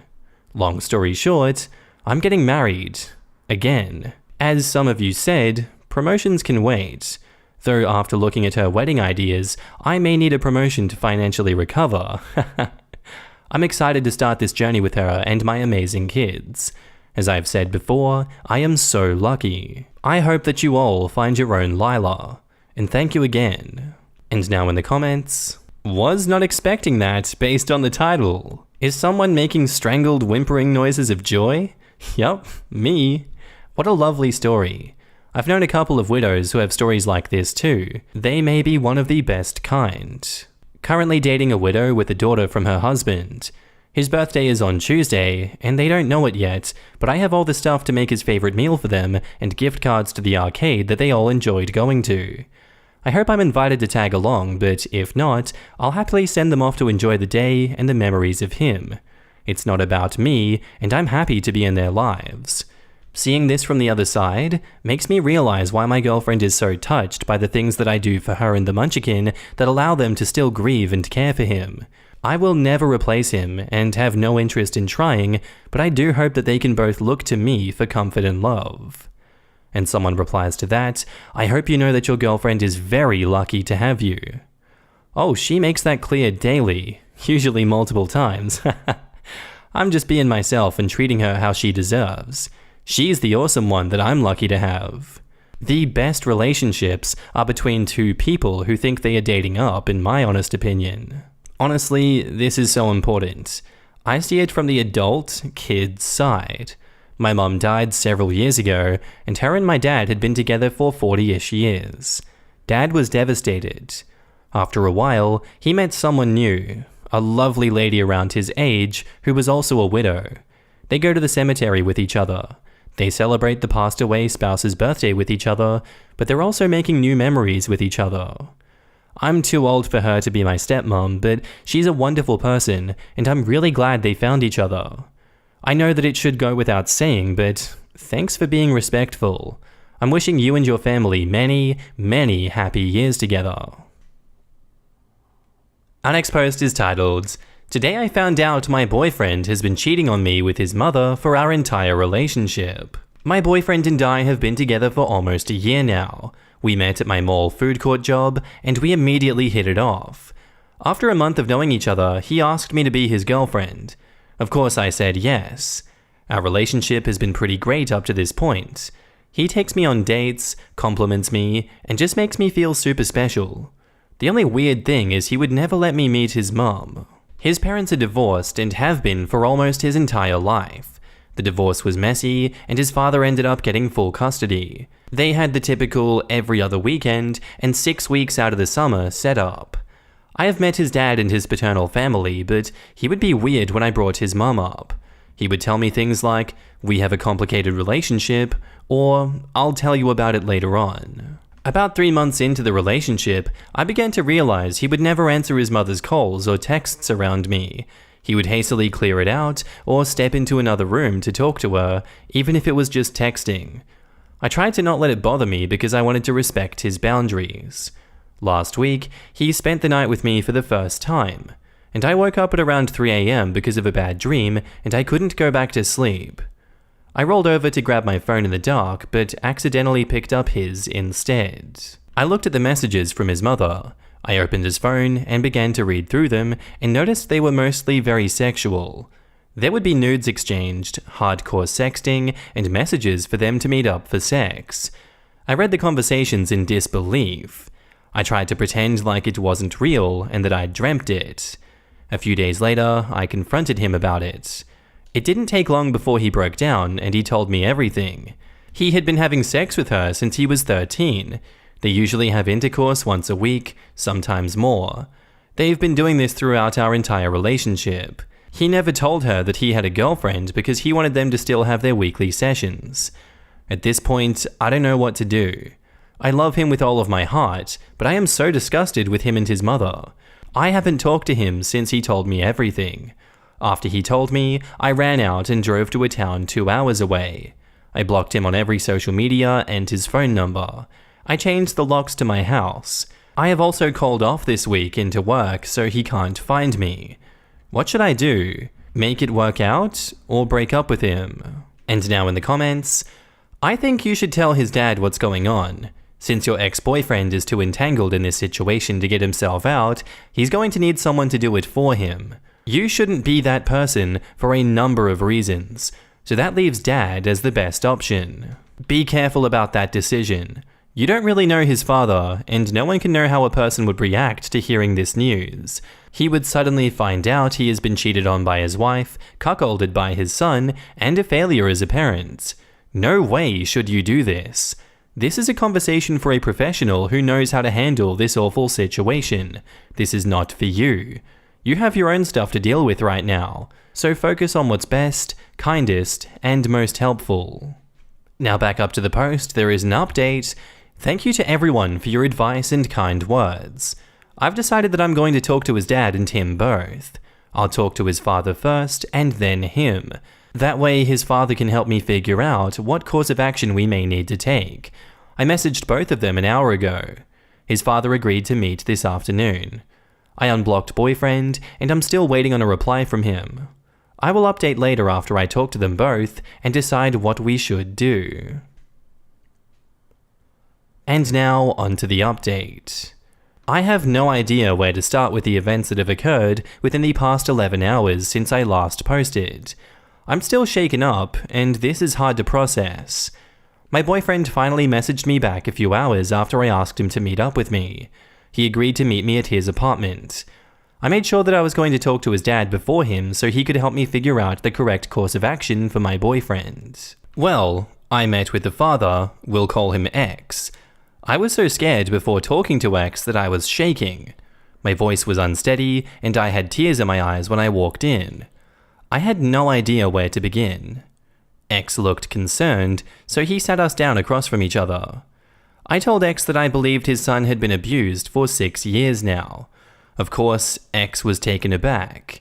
I started to tell him about what my boyfriend told me. That's when X started to be more and more puzzled. He stopped me while telling the story I knew about my boyfriend and his mother. X told me that there is no way this is completely true. When he says this, I start getting confused as well. X tells me that my boyfriend's mother died in a car accident when he was 8. X never remarried or had a girlfriend. At this point, I'm dumbfounded, and I have no idea what to say. X tells me that he didn't think my boyfriend's mother was sexually abusive while she was alive, or why my boyfriend would even tell me this. X also tells me that he has no idea who Mum might be on his phone. I take a few minutes to calm down and think before I head over to my boyfriend's apartment. The drive was only 10-ish minutes from X's house to my boyfriend's house. I took this time to process what X told me and what I would say to my boyfriend. When I got to the apartment, I promptly went inside. I demanded answers immediately. I asked for the truth about his mother, the messages I saw, and if they really have been having sex since he was 13. Of course, he apologized again and gave me the same story, but it made me angry. And this is where I lost my cool. I yelled and told him that X had told me that his biological mother had been dead for almost 11 years. I told him I knew there was no way the story he told me was true because his mother passed away when he was 8 years old. My boyfriend became silent and looked down. At this point, I was crying uncontrollably. I felt so bad for what happened, and I wanted to get him to therapy. I was willing to forgive him for keeping the secret from me. My boyfriend was silent for a few minutes, and then finally spoke to me. He told me he made the whole story up. The contact he had as Mum was an ex-girlfriend that he regularly hooked up with. She was 20 and a bartender in our city. He put her name as Mum so I wouldn't get suspicious that he was talking to another woman so often. He didn't think that I would find out, so he fabricated the whole story. This way, I wouldn't be mad at him. He told me that he figured that I would feel sorry for him and stay with him. I felt so betrayed when he confessed this. In the past few days, I went from having a healthy relationship to thinking that my boyfriend had been abused by his mother, then to find out that it was all a lie just because he didn't want me to know that he was sleeping with his ex. He tried to justify it further, telling me that it was meaningless and he only loved me. I told my boyfriend that I want nothing to do with him, and then I left. He tried to follow and plead with me, but I ignored him. I drove home, threw out all of everything that he gave me, and I blocked him once again. I cannot believe he lied about something so major just to protect himself. I haven't stopped crying since I left his apartment. I'm so hurt, and now I don't know what to do. I no longer want him in my life. I'm considering moving towns so he can't find me. He's gotten online and used a fake number to try and get a hold of me to apologize. I need to clear my head and try to take everything in. I will turn off my phone and computer for a while so he can't try to contact me again. And now update. So my now ex-boyfriend came to my apartment and he started banging on my door, begging to be let in so we could talk. At this point, I've turned all the lights off. I'm being quiet so he will hopefully leave. I know that he can see my car out front, so it's obvious that I'm here still. I want to call the cops, but I'm not sure there's much they can do. I'm thinking about going back to live with my parents until this blows over with him. I'm also considering talking to his ex that he was hooking up with. I've got her full name and where she works. I'll keep updates as I learn more about my ex-boyfriend. And update 2, I'm having a lot of people send me messages, so thank you for the kind words. I can't reply to everyone's messages, so at the bottom of the comments, I've added some additional commentary on everyone's suspicions. Please read it to answer any questions you're still unsure of. And please note, there are some personal details I left out in order to keep my privacy, for example, how his mother died. There's a reason he didn't talk about it. Now in the comments. So I've been noticing a lot of similar comments, so many that I can't reply individually to each one of them. I'll just clarify some common questions I keep seeing. This account was made to get this off my chest and be a throwaway, so here this goes. 1. The nudes. Yes, it seems out there that I couldn't tell. Here is why it was difficult. Because they were all close-ups of the genitals. Looking back, if I would have paid more attention, yes, I could have known, but I wasn't thinking about that at the time. I was scared. 2. The phone. It was dark, and I picked one off the nightstand and opened it. No, he didn't have a passcode. Yes, I did realize it was his, but kept reading. I was just alarmed from the few messages I read on his lock screen, so I decided to keep reading. 3. Dead mother. I asked about his mother many times, but no one ever gave me a fraught answer. They were always vague, like they didn't want to talk about her. We had only been dating for a few months, and I don't feel like I should press about something someone doesn't want to discuss. 4. The ex. I cannot post much at this point on here because I decided to take legal action. I got into contact with his ex, and I can say that this isn't the first time he's done something sociopathic like this. He has made some illegal moves, and her and I decided to take this a step further. 5. My job. No, I no longer work at the food court. I have a better paying job at the moment. I do have an apartment that my parents help pay for, and they gave me a car to drive until I can support myself. My parents are super supportive and caring. They always have been. They are the only reason I'm able to have what I have. And edit, I ended up talking to his ex. We had a long conversation, and I learned some other information. She told me that she had no idea what I was talking about when I said what he told me. She told me that she hasn't talked to him in months because of a restraining order she has against him. He harassed her when she broke up with him back in 2017. She almost had a child with him, but she decided to abort it when they broke up. I cannot disclose why they broke it off. I'm considering a restraining order as well. Since the ex says that she's not who he was cheating on me with, I have no idea who it is. I couldn't care less at this point. I can't tell much else since I want legal action. I have told what I can to the best of my ability. And now in the comments. What the hell was this guy's endgame? What did he think was going to happen when he told his girlfriend a lie about his mother abusing him since he was a child? Oh crap, I'm sorry to hear that. Well, thank you for telling me. I'm not going to do anything with this information though, even though I really care about you. So what do you think we should have for dinner? That's going to be one awkward conversation with Dad. If his dad is someone who still deeply loves his mother so much that he never dated or married anyone else, his dad might be so disappointed and or angry that his son just insulted his wife. Am I the asshole for not letting my nephew use my camper to have his own room? My sister and her husband fell on hard times because of the pandemic. They went from renting a nice house to having to rent from a friend.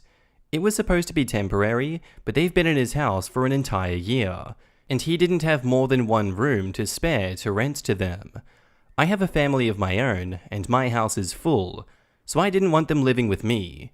But I have a vintage camper trailer in my backyard, one of those small ones that they called a canned ham type. It's had various repairs over the years, including redoing the floor and ceiling, as well as getting a new axle. And it's in pretty decent condition for being over 50 years old. I take this camper on yearly trips with friends and on camping trips with my family, and I'm very anal about its upkeep. My sister, though, has asked to borrow the camper numerous times to put in her friend's backyard so her teenage son could have some privacy and use it as a personal bedroom. But I know my nephew. He's destructive with everything and would turn my camper into a total mess. And I'm certain they wouldn't want to give it back whenever I need it because he'd already be living in it. I know they can't simply go out and get a camper of their own because ones in usable condition are not cheap, and right now they're trying to save every extra dime to get back on their feet. Recently, my sister has gotten our parents involved, and they think that I should just lend them the camper, but I've still refused. They won't let up and seem to think that if they keep hounding me as a collective, that I will give in. But I haven't. My wife is on my side and has refused to let my sister and brother-in-law in when I wasn't home. They have a vehicle that can tow the camper, so I don't trust them not to take it if they can get in my backyard. My house also has cameras, and my sister and brother-in-law are aware of them now. They say I'm the asshole because I only use the camper a few times a year, and they need it now. But I worry that they wouldn't want to give it back, much less return it in the same condition. I firmly believe I'm in the right, but with my parents and sister constantly breathing down my neck, I thought I'd come here for an unbiased opinion. Am I the asshole for not lending them the camper? And info, I did suggest they get my nephew a tent, but they shot that idea down and called a tent temporary. If anything, that just felt like another red flag to me. And more info, our parents do not live close anymore. They moved several states away to retire a few years ago. And now in the comments, not the asshole, obviously. It's not like they're asking to borrow it for a few days, it would be indefinite. And like you said, he's messy and destructive. No way I'd let them take it. Honestly, even if the nephew weren't messy and destructive, the very fact that it would be for an indefinite amount of time would do it for me. This isn't a camper just rotting in the backyard, this is something OP uses. So if he wants to use it, while nephew is still using it, guess who would lose out? Just the fact that they've been in a one-bedroom for a full year, and between two adults, they couldn't save enough to organize getting a place, is enough that I would say no. The last thing I would want is to make them more comfortable. Not the asshole. I think you're correct in believing that you would basically be giving them the camper. It's pretty bad that they seem to be considering stealing it from you. It's not much of a solution to their real problem. Also, instead of being made out of 2x4s, most campers are basically made out of popsicle sticks. They have to be babied, and I would not trust a teenager alone with one. Not the asshole. It's your property, and you are perfectly within your rights to use it as you see fit. If you know that your nephew is destructive, then why on earth would you allow him unrestricted access to it? It's not your fault that his parents cannot provide for him. If your parents are concerned, then they can purchase a vehicle for them to use and stay in. If Beavis and Butthead have taught us anything, it's that teenagers should be kept away from campers and tool sheds. And OP says, you make a good point referencing Beavis and Butthead. When I was a kid, some of my friends did some pretty dumb stuff just from watching them. Back up to the post, we have an update. I showed my sister and brother-in-law this post after getting the verdict. My parents have seen it as well. They are all very unhappy with me, but my parents have backed off and say they won't bother me with it again. I also spoke with my sister alone and went through the rough estimates of what possible repairs to the camper would be, should my nephew damage it. My sister was not happy to see those numbers. Then I called her out on how they'd likely not want to return the camper when I need it, but they also tried to come to my house when I wasn't home to take it without permission, and I told her that I'd have no problem calling the police if they ever try that. My sister still tried to say that her son needs the camper, but when I went through the comments on this post with her, she became incredibly embarrassed and then got very angry. She left, saying that she wouldn't bother me for the camper anymore, but still stated that she thinks I'm a jerk. I didn't reply because I knew she was waiting to gaslight me. I just waved her goodbye and she left. My brother-in-law called me shortly after to yell at me, but he had no leg to stand on other than they want it. I told him that I would contribute $100 for a tent, but they're on their own for the rest. They actually agreed to the $100, so I guess my nephew is getting a tent to live in. I'd like to thank everyone here for all of their great advice. You gave me what I needed to end this problem. And now on to the update. Things went bad. Hi everyone. A few days ago, I saw an animation of my old post on YouTube and decided to log back on and give everyone an update. But I couldn't do it in the original subreddit where I first posted, and so I tried to post in another subreddit that banned me.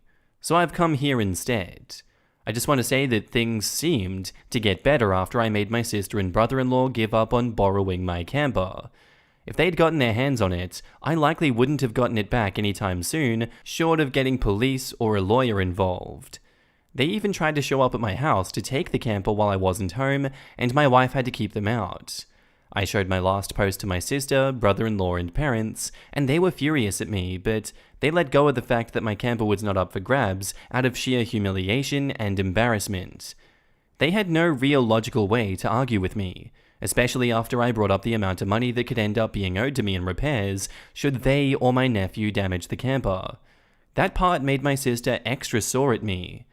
I thought we'd closed the book on this whole mess, but it seems closing one book only opened another one.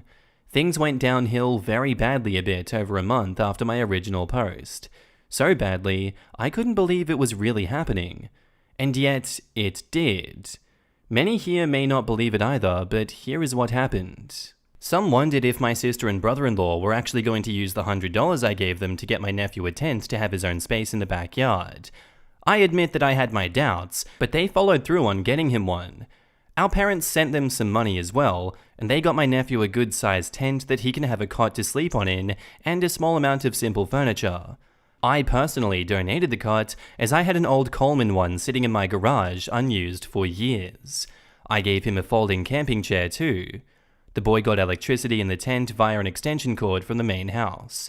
However, he frequently complained about the heat during the day and only had a couple of those little pseudo air conditioners that you just put water in to keep his tent cool. Though honestly, I doubt this situation would have been any different if he had had my camper, because it can get pretty hot inside of it too. Now on to what happened a bit over a month later. My sister and brother-in-law were evicted from their friend's house. Apparently, while there was trouble with my nephew needing his own space and being messy and defiant, they were having more trouble with a friend who was also their landlord. They tried to smooth things over by putting their son in the tent so he wouldn't be in the house much to avoid trouble. I suppose that might have worked, had my sister and brother-in-law not been caught with illegal drugs. And I mean the very bad ones. The kind that use a syringe. The friend/landlord went into their room while they were away and found their stash. That's why they were evicted. Suddenly it made sense why in 2 years they couldn't have afforded a small apartment to move into despite both of them working full-time. Their extra cash just went right to their habits instead of saving it like they claimed to have been doing. Looking back, they did look a bit more unhealthy at the time, but I assumed it was due to stress, and not long after being outed, their habits put them behind bars. People who are on heavy drugs can go very wild in an instant, and that's exactly what happened. When their friend/landlord gave them an eviction notice for having found drugs in this house, My sister and brother-in-law both got physical with him, and he called the police. That scared them, and they locked themselves in their rented room. Meanwhile, my nephew was blissfully unaware of what was happening as he was just gaming alone in his tent. The friend/landlord pressed charges, and police soon arrested my sister and brother-in-law because there were indoor security cameras that caught the whole altercation. I was very surprised about what happened when I heard about it. I got a call from the police station, and I was asked to take in my nephew since he could no longer stay where he was. Since our parents' estate's away and living in a retirement community, they couldn't take him in. So it was up to me, and I did so. I wasn't particularly fond of my nephew, but I realized his upbringing really did not help our relationship, nor did the fact that my sister and I don't really get along. We brought his tent over to my place and set it up in my backyard. He's still living in it, even though we've cleared the attic out for him. But he says that he likes the tent better because it feels like his own little house where he can just be himself. We even added a mini fridge that I bought for him in there so he can have cold drinks when he wants them. Currently, we're still working on becoming my nephew's permanent legal guardians. My sister and brother-in-law are both facing heavy charges. They assaulted a man, resisted arrest, and were in possession of illegal drugs. From jail, though, they've actually been very cooperative, albeit while dealing with withdrawal from no longer being able to self-medicate. I've been to see my sister, and she said that she and her husband were so out of it on the day that it happened, they don't even remember attacking their friend. I don't know if they're faking memory loss to try and get a lesser punishment, or if they really were that high, but I suppose that it doesn't matter. It changes nothing since there was CCTV showing the attack. They are looking into possibly getting a plea deal when they go to court in November, but even with that, they may be in prison until their son is over 18 at least. I didn't have the heart to risk the foster system on my nephew. My wife has had my back on this too, and we've been working as a team. My sister and brother-in-law have signed over the title to their SUV to me, and the plan is to make it my nephew's vehicle when he gets older, since he'll be 18 in 3 years. Or we can sell it to get him something that uses a lot less fuel. I already had to pay to get the SUV back from the police impound. That's money that I'm never going to get back. When my sister and brother-in-law get out of prison in a few years, they're not exactly going to have much to their name. So taking care of their son and making sure that he grows up in a better environment feels like the least that I can do. For those wondering about the drugs, it wasn't entirely out of left field. My sister was especially troubled in her teenage years and struggled with addiction in her early 20s with the same drug. She nearly got kicked out of college for it. Our parents always dug her out of the mire and helped her back on her feet. They even paid for her rehab. We all thought that she'd been clean for a long time, but she admitted to me when I visited her in jail that her husband also had the same addiction issues. That's actually how they met. Not in rehab, but in a focus group after the rehab. They did not admit this to any of us until recently. Not sure why, but with the stress they faced in the past 2 years, falling back into old habits became easy for them. I've tried checking up on their former landlord to ask if he was okay. However, he wants nothing to do with my family. He had some pretty offensive things to say when I went over to gather my sister and brother-in-law's stuff once police gave me the okay. And the man actually threatened to pull a gun on me while I was carrying out boxes. He said that he thinks my family are all alike, a bunch of filthy white trash C-words. So I don't feel as sorry for him as I did, since he's a pretty big jerk. My nephews also confirmed this. My kids weren't exactly receptive of their cousin being around them. There's a bit of an age gap between them, and they just don't relate to one another. And while my nephew is messy, we make him clean his tent once a week, and we make him shower at least 2 to 3 times a week. We live in a warmer climate, but now that the seasons are changing, it's cooling down a little bit to where he says the tent isn't so bad. He's got a tablet, a laptop, a DVD player, and a Nintendo Switch to occupy his time, but we keep these things in the house whenever my nephew isn't home. It's way easier to steal out of a tent than a house after all. Considering how angry my nephew was before, he rarely shows his temper now. Yes, he makes it hard to get him to do his chores, but as a whole, he's shown more improvement in a couple of months than I saw in 3 years. He is extremely grateful, but he's also very solitary. We give him his space most of the time, and I make sure my kids don't bother him either. He's going through a lot right now. My nephew plays a lot of Zelda and Fortnite, At least those are two of the games that he plays that I know of. My kids love those games too. We've also given my nephew the old 10-speed road bike that I used to use years ago. He rides it to and from school, as we live about a mile away from the local high school. Thus far, most of the drama from him has been school-related. He had to change to a different high school and make new friends, which he wasn't particularly happy about. He really doesn't like doing his homework, and he's been fighting with his teachers. But that's a problem that many parents face on the regular. He says he's made new friends though, and I'm thankful for that. We are taking things one step at a time, and so far, it is slowly getting better. My nephew has also talked of one day getting a part-time job. For the record, he brought this up, not me or my wife. He says he needs to be ready to be independent when he's 18, but we wouldn't kick him out just for getting older. He's one of our kids now too, after all.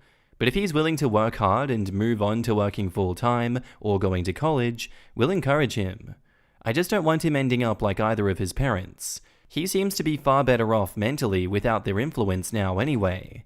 It makes me regret not wanting to take him in sooner, but I didn't know how bad things really were. To think, this all started because my sister and brother-in-law wanted my camper for their son, and those of you who said they potentially wanted it to skip town if they'd gotten a hold of it, you may very well have been right. They were on thin ice with their landlord, and were falling even deeper into drug use. Thus far though, my nephew has been completely indifferent to the camper, even though his tent is practically right next to it. He says as long as he has his own space, he's fine. Reminds me of when I was his age. I enjoyed hanging out and spending nights in the old shed that my parents made into a playhouse for me and my sister when we were kids. But we're still required to have a room at the ready for my nephew whenever a social worker checks up on us. He has the bulk of his stuff in the attic room, but he chooses to stay in the tent, which the social worker didn't seem to mind since it was my nephew's preferred place to hang out, so long as an actual room was available to him. We also have a 7-foot-tall privacy fence all around the backyard, and cameras too. That helps my nephew feel safe back there at least. So for now, I think we have things covered. I probably won't update again, as it's pretty much a guarantee that my sister and brother-in-law are going to be locked up for a few years. Our parents are especially mad at them about it, and have thanked me to no end for taking my nephew in. They want to fly over to visit this Christmas, so we can all spend time as a big family for the first time since before the pandemic. And before I go, I know some are probably going to ask where brother-in-law's family is in all of this. Couldn't they help? Why didn't my sister and brother-in-law ask them for help? Well, the answer is, they couldn't. I don't know a lot, but brother-in-law spent the latter half of his own childhood in the foster system. His family aren't in his life. I don't know who they are or where they are, and he hated them so much that he actually took my family name when he married my sister, so they aren't involved whatsoever with my nephew. And now in the comments, sometimes a troubled kid finds somebody who cares about them. For your nephew, that somebody is you. You are earning some serious karma credit. Stout hearts. Poor kid, that explains his anger and destructiveness. Not to mention wanting his own space so much, aside from regular teen space. Have you thought about therapy for him? It might be the best thing to help prevent him from following his parents' footsteps in the future. And have you told him that he's welcome to stay with you past 18? He might have been counting down the days to being 18 and getting away from his parents, and maybe knowing he has a safe place to stay will also help him slow down and think about his future. Living in a contentious home, especially with addicts, really screws with a kid, and the sooner that he gets help, the better. At least he's out of that mess and safe with you now. OP replies, therapy would be a good idea in time, but we can't afford it right now. For the moment, we are just doing our best to be supportive of him and give him the space he needs. Someone replies to OP, the school may have resources to help, including state-funded help. If there is a formal foster care situation, you may qualify for funds and services for your nephew. OP says, I'll ask my nephew if he wants to find some sort of counseling, even if it's just a school counselor, but I won't make him do it if he doesn't want to. For the moment, he seems to be really enjoying the measure of independence he has living with us, and I've told him that I'm there for him if he wants to talk. That went into a completely different direction than I thought it would. His sister and brother-in-law were totally going to sell the camper for drugs. Or as someone said in the comments on his original post, sell drugs out of the camper and fund their habit. They already had the SUV to tow it. And now I'm imagining it like a food truck for drugs. Is anyone else surprised that they actually used the $100 to buy the kid a tent? Or do you think they scammed the parents as well to make a bit extra to go into their veins? I'm a little surprised that they got him the tent, but I guess they wanted him out of the room while they were shooting up. It was the tent or their friend was going to evict them. It sounded like the nephew was on someone's last straw. I keep imagining one of those really small tents that only fit a sleeping bag, and I feel horrified. But then I read all the stuff the kid has, and that he even chose that over the attic, and realized it is much larger than what I'm assuming. Our next post is titled, "My old co-workers are telling me that my old boss talks to them about all the issues I'm having. I found out my therapist is my old boss's husband. I started seeing a therapist a couple of months ago. Nothing wild, just general depression, winter weather getting to me, etc. It's been very helpful up until recently. In the last few days, 2 of my old co-workers called me to say my old boss was saying things like, OP basically hates herself now. I hear she's not doing too well. Really depressed. These were phone calls, and I didn't record anything because it was so unexpected. My old boss fired me in June of 2017, as we didn't get along, general underperformance, no misconduct, just obviously didn't leave on great terms. At first, I thought it might be a friend of mine divulging things to another friend in the industry, but then after looking up said old boss, I see that her husband is my therapist. Very common last name, so I never realized that they were related. I realize this is obviously problematic with a therapist, but I'm not sure what to do about it. He practices out of a leased single office space, so there's no overarching practice management/administration to report to. I also don't know if what my old boss is saying is getting into legal issues, or if it's just, well, rude. I still live in the same city, and I work the same type of job in a rather small, close-knit industry. So on one hand, I'm worried about word traveling around our small community, but on the other, I'm worried about bad blood if I make too much of a fuss. Help?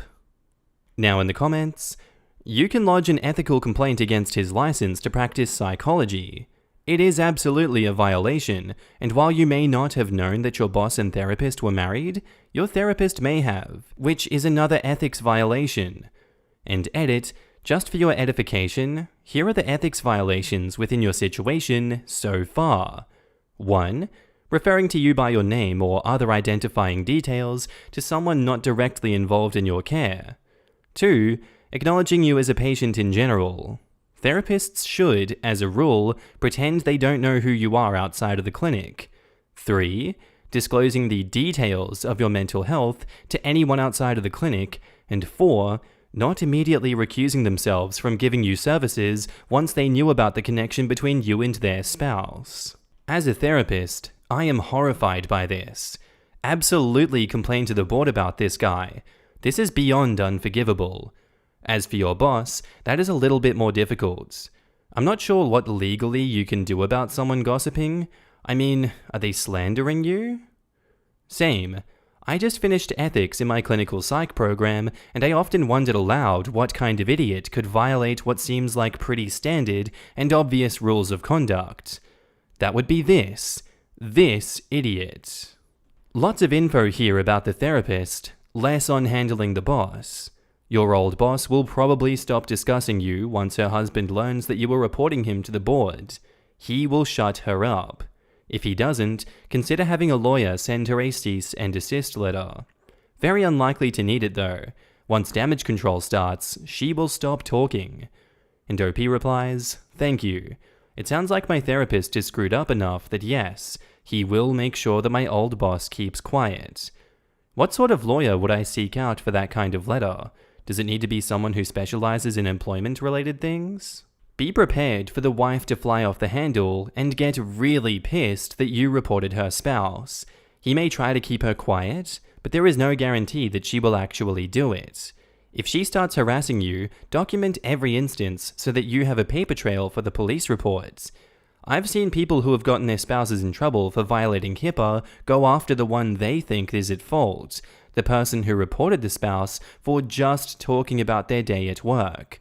One went so far as to blame the violation reporter for he and his wife's, the HIPAA violator, divorce, because it was the HIPAA complaint and not the fact that the now ex-wife had caught him in bed with another woman. And now on to the update. Here's a summary of the new developments. There's still a lot of slow and bureaucratic stuff going on, but the most satisfying news is that my therapist is no longer practicing.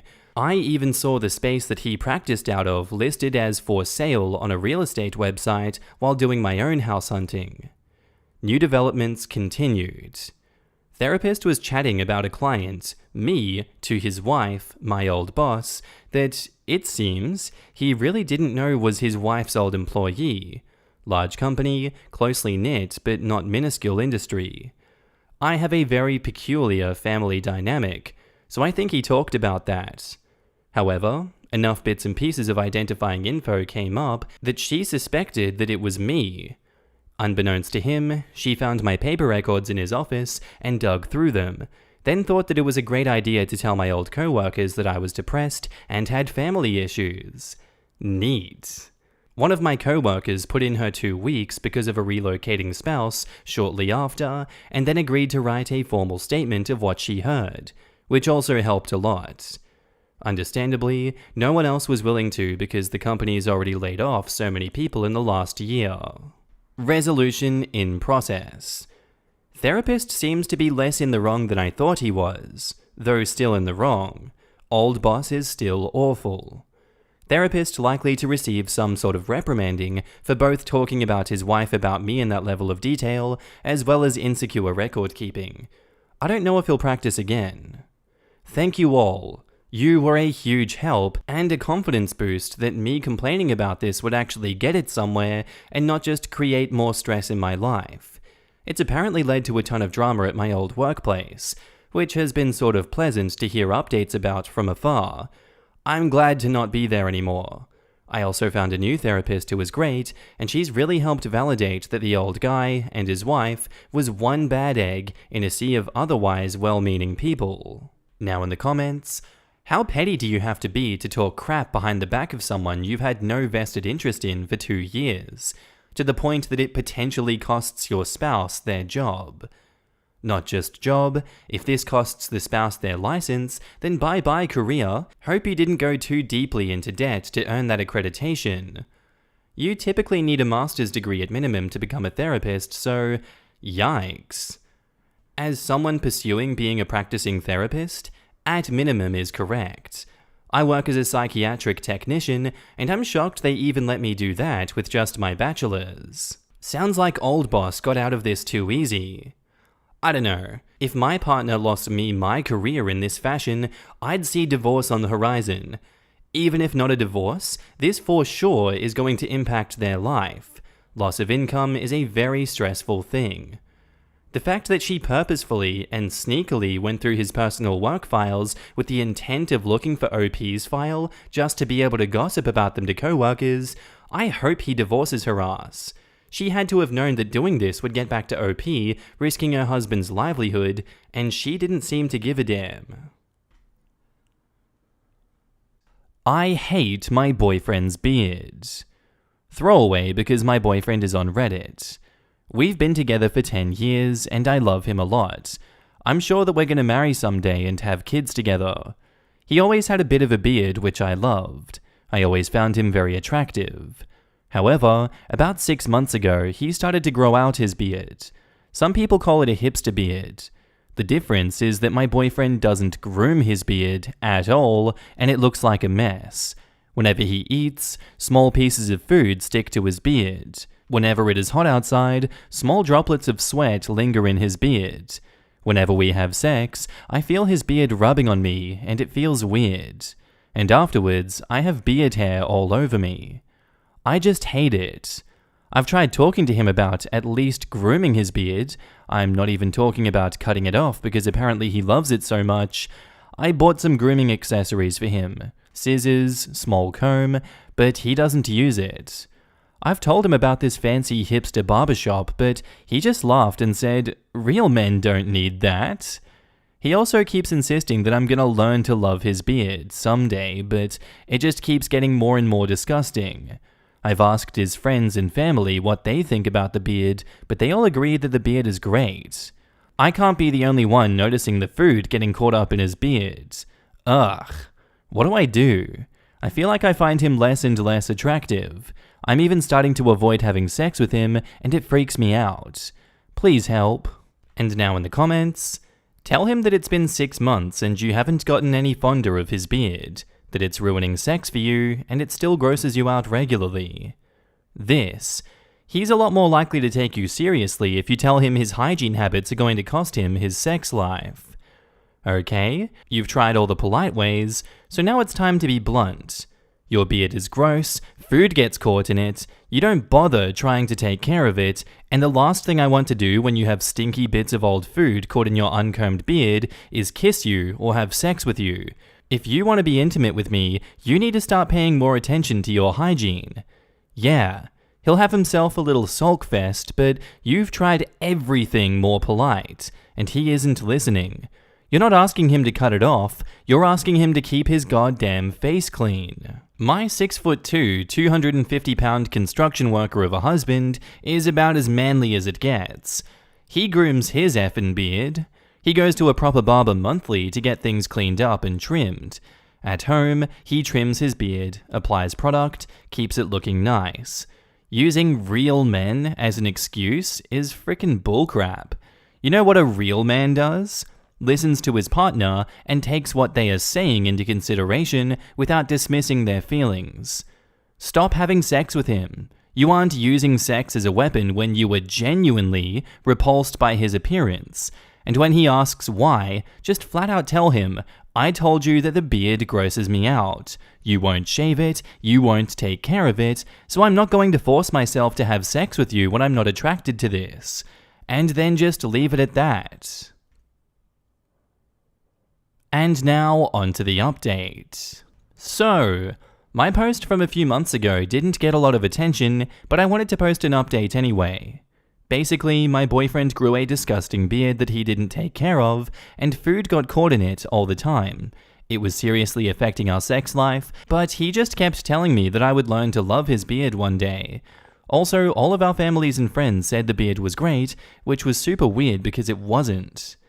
So I did what some people suggested, and I told him that I couldn't bring myself to have sex with him unless he started grooming his beard, because I'm so disgusted by it. He then kind of laughed it off, but after a week, I guess he realized I was serious. So one day we met for dinner after work, and he got there clean shaven with a bouquet of roses. During dinner, he asked me if I honestly didn't remember. I had no idea what he was talking about. That's when he told me that 6 or 7 years ago, when we celebrated Christmas with my family, and my grandfather was asking when the two of us would finally get married, my boyfriend said that we would get married when his beard was as long as my grandfather's, who has somewhat of a Santa Claus beard. For a few months after that incident, it was like a running joke between the two of us. Whenever he didn't shave for a few days, I told him to watch out or he'd have to marry me. Apparently that was when he decided he would grow out his beard before proposing. Only he thought that it would be too obvious and I would know what was coming, and I completely forgot about the whole situation, and now I feel kind of bad about forgetting the whole joke between us. He said that when I told him the beard was disgusting, he thought I was just joking around because I wanted to know if he would really go through with growing it out grandfather style. Our friends and family were all in on it, and that's why they kept saying the beard was great. So long story short, the beard is gone and we are engaged. I guess this might seem a bit childish to a lot of people, but it made my grandfather happy, and I think the original idea was kind of sweet, even though the beard wasn't. And now in the comments, tying the proposal to a running joke the two of them shared is a very cute and loving idea, but it's hilariously baffling that his plan for growing a Santa-length beard for a proposal wouldn't include a grooming regimen, but instead aggressively opt into turning his face into a biohazard. I would have thought that an unwashed and ungroomed beard would be itchy, and maybe just gross. Like, I'm surprised he could stand it. Unless, I guess, the lack of grooming was part of the Santa aesthetic. It is. Mine gets dandruff too if I don't wash it consistently, and it tangles real bad if I don't brush it. Imagine if she'd broken up with him because of the beard, while he was growing it out to propose to her. This is the cutest damn thing. If only he could have kept it clean and tidy. If he had kept it clean and tidy, maybe she never would have said anything and he would have actually had to wait until it was grandfather length before proposing. Our next post is titled, "My brother went missing 6 years ago. Police came over yesterday to ask if we have seen him lately, but they didn't say why. How do we get more information?" So my twin brother went missing on the 23rd of July 2011. He was 19 years old and he went out for a run and never came back. We've used every resource at our disposal, police, private investigators, etc., and we never found even a hint. It was like he had disappeared from the face of the earth. I don't think there's a private investigator in town that we haven't hired yet. He hasn't accessed his bank accounts, healthcare, his social media accounts, his emails, nothing. You can imagine how difficult it has been for our family. Yesterday afternoon, a police officer came to my place to ask me questions about him. Whether I had seen him lately, if I know where he lives, if I know any of his recent friends, and just questions like that. When I asked what this is about and what they know about him, he said that he can't say anything at this time. This same police officer has left a voicemail on my mother's phone asking her for a time to meet to ask her a few questions. I told him everything and I begged him to tell me what was going on, but he refused. I went to the police station today but couldn't get any information out of them and couldn't find this officer. It's a Saturday after all, and I'm going to go again on Monday. What's the best way for me to get some information about what's going on here? By best, I mean most likely to succeed. I imagine there is no law that says the police officer is required to tell us if he's learned something about my brother, right? Is there any law or some Freedom of Information Act or whatever that might help me uncover what is going on? Now in the comments, other than reopening a cold case, there are basically two reasons to do an investigation like this. Either they are trying to identify someone they have found, or they're looking for someone they think has done something. Neither of those is particularly good news for your family, and I'm so sorry for that. And OP says, wouldn't they want to bring us in to help identify him if the first one was the case? I hate to be grotesque, but you might not be able to identify the possible remains. And OP says, yes, I know, I'm ready for that possibility as well. If they found remains that they believe to be him, I don't think they'd be asking you, have you seen or heard from him lately? Well, if the response was, yes, I have seen him, wouldn't it rule out the remains was his brother? Your family can cooperate with the police. They may be following up on it as a cold case, or they received a new tip that made them take another look at the investigation. And OP says, I gave full cooperation. It would be amazing if we could know which one of those possibilities it is. Well, you reported him missing 6 years ago, right? Contact the officer in charge of that investigation and ask if there is any new information. And OP says, yes, I know that officer. I haven't been able to get a hold of him. I'll talk to him on Monday if I can. The officer that was asking questions was from a different department though. Just keep trying. Even if he's not a part of whatever current investigation brought that officer to your door, he's more likely to be able to find out what it involves than you are. And now, onto the update. So I talked to the officer in charge of the investigation for my brother being missing. They found his name written in a notebook, which belonged to a drug trafficker. The officer who was looking for him was wondering if my brother was still missing after talking to the officer in charge of that investigation. 3 days later, we received the call that they may have found my brother's remains, and they needed DNA samples to confirm. DNA confirmed it was him. What happened was that when he was out that day, he saw his friend, and they went to see another friend of his, not my brother. That was a drug dealing location. Things went bad when my brother was there, and someone was heavily beaten up, which my brother and his friend saw. That's when they decided to... His friend was kept silent under the threat for his life. He was dealing for them. Recently, he was arrested, and he confessed and reported my brother's murder to get a better deal. The officer says that my brother didn't die in pain. It was multiple gunshots. You'd expect after 6 years of playing this possibility in our heads, we would have been prepared for it, but we weren't.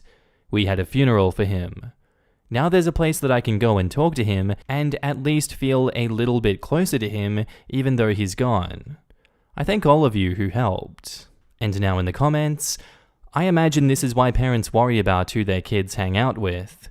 I had friends who sometimes hung out with the wrong crowd, but they themselves were good kids. They swore up and down that they didn't get involved with that stuff that their friends were into, and that their friends were good people who just got into some bad habits. And that may have been true, but even 2 degrees of separation from bad people, if you want to go with that charitable description for OP's brother's friend, though I would say that good people don't aid in covering up a murder until it's convenient, didn't save this poor kid. I had a few friends whose parents told me that they were always relieved when they went out with me, because they knew they wouldn't have to worry about what they were up to. Now I'm wondering how much my parents worried about me going out with the friends whose parents said that, though. It's definitely something my parents worried about with my brother, and their worries came true. 2 of his friends that he smoked pot with hatched a plan with 2 more guys to break into our house and rob us. My brother was home at the time, which they didn't expect, and they beat the crap out of him. Plenty of his friends that he smoked with never got into any crap or did us wrong. He just got unlucky with 2 who were already getting into worse stuff. One of them has since gotten out of jail and has been arrested for possession of crystal meth. My brother has better taste in friends now, but his taste in women is still awful. Just not criminally awful. Your parents probably worried a lot. I don't limit who my kids hang out with, and thankfully they've so far made wise choices, but to be honest, it's really freaking scary knowing your kid is out at a bar or whatever, even when they're fully grown. The list of things that could go wrong is endless, especially with daughters. Honestly, like I said in another response, not limiting your kids is the way to go. Better to have them feel that they can come to you in a bad situation than to put them in a position where if said situation happens, they have no one to call. It sounds like you were doing parenting right. I don't have kids and probably won't for a variety of reasons, so take that for what it's worth. I think that my parents are rather relieved that my husband is a smart, insightful, loving man who is, as his mum's husband puts it, big enough to hunt bears with harsh language. My heart breaks for everyone in OP's family. Sounds like he was a good lad and had crap friendships that put him in a bad situation that he never should have been in. It's gonna take some time until they actually feel any semblance of closure, but I do wonder if the officer couldn't have handled this better approaching the family of a potential victim. As much as I hated this as a kid, as I got closer and closer to the possibility of having a kid of my own, I'm finding out that the things I heard from my parents and other adults about the company and friends I keep being more important than I ever thought. It's totally possible to have friends, or just people you're around that are less than perfect people, but how close you keep these kinds of people are an important thing to manage. You can't save your friends if they refuse to be better. It's not up to you to support them in everything. The younger you are, the easier you are to be guilted and manipulated. Life is way harder and more complicated than you think as a child. Most of the time, adults don't have a great grasp on that either. Our next post is titled, I have become a forgotten employee for a few months at my job. I want to start a new job, and I'm wondering the legal ramifications. So this is in Texas. About a year ago, I was quote-unquote fired for something I did not do. Basically, they thought that I was stealing from the company and had me fired in the system before they informed me in person. When they caught the real thief, literally 5 minutes before I got the axe, I got called into HR where they apologized to me profusely and told me that they would be working to reinstate me without losing my tenure or my vacation time. They asked me if there was anything they could do in the meantime, and I asked for the vacation right then and there, which made HR real happy, because me being gone for 2 weeks made it easy for them to unscrew the situation. While on vacation, I broke my leg and was wheelchair-bound for a month. When I informed HR of this, they offered me the satellite office for temporary use since it was literally 1 block away, and I could get there safely using my wheelchair. The company had a satellite office close to my house that was basically just 2 rooms. One had a desk power socket and internet access, and the other was the bathroom. The office was purchased for an exec who was wheelchair-bound because of cancer. The office stayed empty for a few months when her cancer went terminal, and eventually she passed on. When I was offered it, they moved my PC and everything out there, getting me set up. That was the last time I had any face-to-face with anyone in the company. Even after my leg healed, I did not return to the normal building. I stayed in the office until HR wanted to move someone else in. Well, that never came. 5 months ago, my department was shuttered. My boss, several employees, and a few other management people were quietly let go. Some kind of thing happened at the top that caused a lot of people to be let go. By this time, I was pretty much using the office as a second home and had not had any real contact with anyone outside of emails and the occasional phone call. Once this happened, I was just coming into work every day completing my tasks until they stopped coming. Then I just came in every day waiting until the hammer fell. But it never did. I have been coming in every single day, walking since it's only a 5-minute walk unless it's raining, hooking up my gaming laptop, and just hopping on Discord with my friends to play. Sometimes I'll bring my PS4 or Xbox One into the office and just play that too. I've been using this office and collecting a paycheck for the last 5-ish months with no contact other than the company-wide emails and former coworkers of mine calling me asking me how things are going. To put it into context of how much I've stopped caring, when I told my girlfriend about my job situation, she came to visit me at work. I will keep it G-rated here for you guys, and I'll let you use your imaginations as to the nature of her visit. I do not state this just to brag, but merely to paint the picture of how things are at my current quote-unquote job. All of this brings us to today. I've been using my free time to also study for several PC certificates and have finally acquired them. I'm getting job offers for a few places that will be a pretty big step up from my current position. What are the pros and cons of taking the new jobs without quitting my first job? I know that technically I am currently in the clear legally, but I want to know if that changes if I start working at another job and collecting 2 paychecks. I'm guessing very much yes, but I just wanted to know more. Does the situation change if one of the companies allows me to work from home and I use my office to work at both jobs? Yes, I know I'm being incredibly greedy, but I'm legitimately wondering here because it's like a very lucky situation I find myself in, and it would be a complete waste to throw it away without a good reason. As in, I could get in legal trouble is a very good reason to throw it all away and work at the new job. Now in the comments, you could be sued to pay back the wages for the time you were being paid but didn't do any work. It's unlikely but possible. You are much more likely to be sued to pay back wages for any time you are working another job and still being paid for the first. Send them an email giving 2 weeks, or however much is required notice, quit, and then start your new job. So, you got reverse Miltoned. I've actually read and heard of situations like this happening. They are more common than you would think, and they happen in all sizes of business. Only not government jobs, as those are heavily regulated with strict bureaucracy. I know of this happening quite recently with AT&T at the global headquarters no less. Whenever people bypass the established protocols that HR puts in place, they will get lost in the system. Although in the situation of the AT&T employee, he applied for another job in another area and HR noticed he was stagnant in the system. He had been turning in bogus reports each quarter to make it look like he was still doing his job, and HR didn't dig too deeply into it. They gave him the position that he applied for, and he moved on with his life. The good is, situations like this where people can become unfireable if they keep their noses down. The bad is, they usually do not have any sort of chance to move up without becoming noticed. Usually this is a huge risk. Quote, does the situation change if one of the companies allows me to work from home and I use my office to work at both jobs?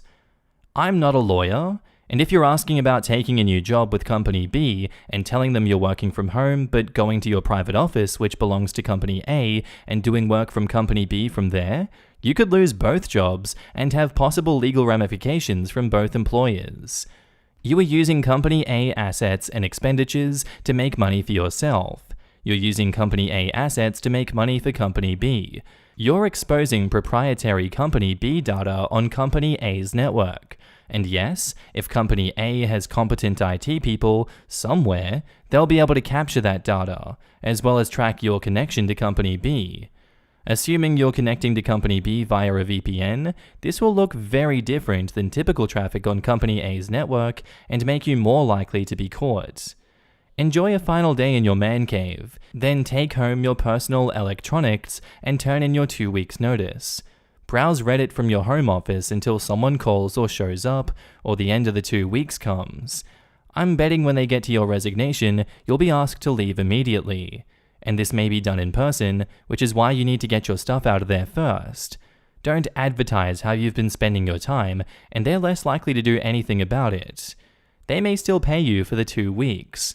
Start your new job free and clear. And now, onto the update. I posted this a year ago. Since that time, I got denied for the second job, and have basically been coasting by until I landed another position and turned in my 2 weeks' notice. Recently, I found a position at a tech firm that will allow me to work from home, is easier than what I used to do, and pays more. Basically tired of doing nothing, even though I'm getting paid for it. The day after I mailed the keys to the satellite office back to the corporate office, I got a phone call exactly at 8 a.m. The head of the HR for the former company wanted to speak with me in person. I asked her if there were any issues, such as equipment that was not returned. She stated that there were no issues like that. They just had some questions about my job function over the last year. I then told her that they should have that information as head of HR, and I promptly disconnected, stating that I had to return back to work. She called back at 12:05 exactly. I have been ducking her calls ever since. Her voicemails state that I'm required to come back into her office to discuss a few things. My emails with her have asked if there's anything that needs to be returned or issues with company property. Each time, I'm assured it's nothing like that, but that they need me to come into their office to discuss this with me in person. She calls at least once per day. I'm thinking that I just need to ignore her until she either escalates or goes away. How incredibly bad is that plan? Before anyone says, I know I should have quit a long time ago. I did not. Now in the comments, they are clearly phishing. Ignore unless you get served with papers, in which case, get a lawyer. They aren't paying you anymore, so they aren't entitled to a second more of your time. The only thing that HR needs to do is issue your last paycheck, COBRA notices, and depending on company policy, possible payment of any unused PTO earned. Oh, the irony. You're only required to return company equipment. Anything else is a courtesy, and one I would not recommend you extending. You're in the clear. Don't give them any ammunition. The only thing you need to tell this HR person is that you are no longer employed by their company and you have no interest in discussing anything with her face-to-face or over the phone. This is a situation where do nothing is the right answer. HR knows they can't legally claw back paychecks as he did nothing wrong, but there is nothing illegal about asking. They want to get him alone in a room so they can intimidate him into some kind of agreement. I used to see it in workers' comp all the time, and employment liability is similar. No response is the right response. It's amusing how many people forget random HR people from places you no longer work cannot compel you to do anything. My favorite is always, "You're being fired, please sign all the following documents," and a response of, "Nah, I'm good." What are they gonna do, double fire you? Anything you're legally entitled to, you are still entitled to, and they're not going to give you anything more than that. The only leverage they might have is, sign this form and we'll give you 3 months severance, but that's only if they're not obligated to give it to you. Sure, in which case, it's worth thinking about. But personally, if they were offering me thousands of dollars they didn't need to, I'd want to know why, and think about seeing a lawyer instead. And that's where I'm going to end today's episode, guys. I do hope you enjoyed. If you did, let me know what you thought of it down below, and I'll see you in the next one. Bye.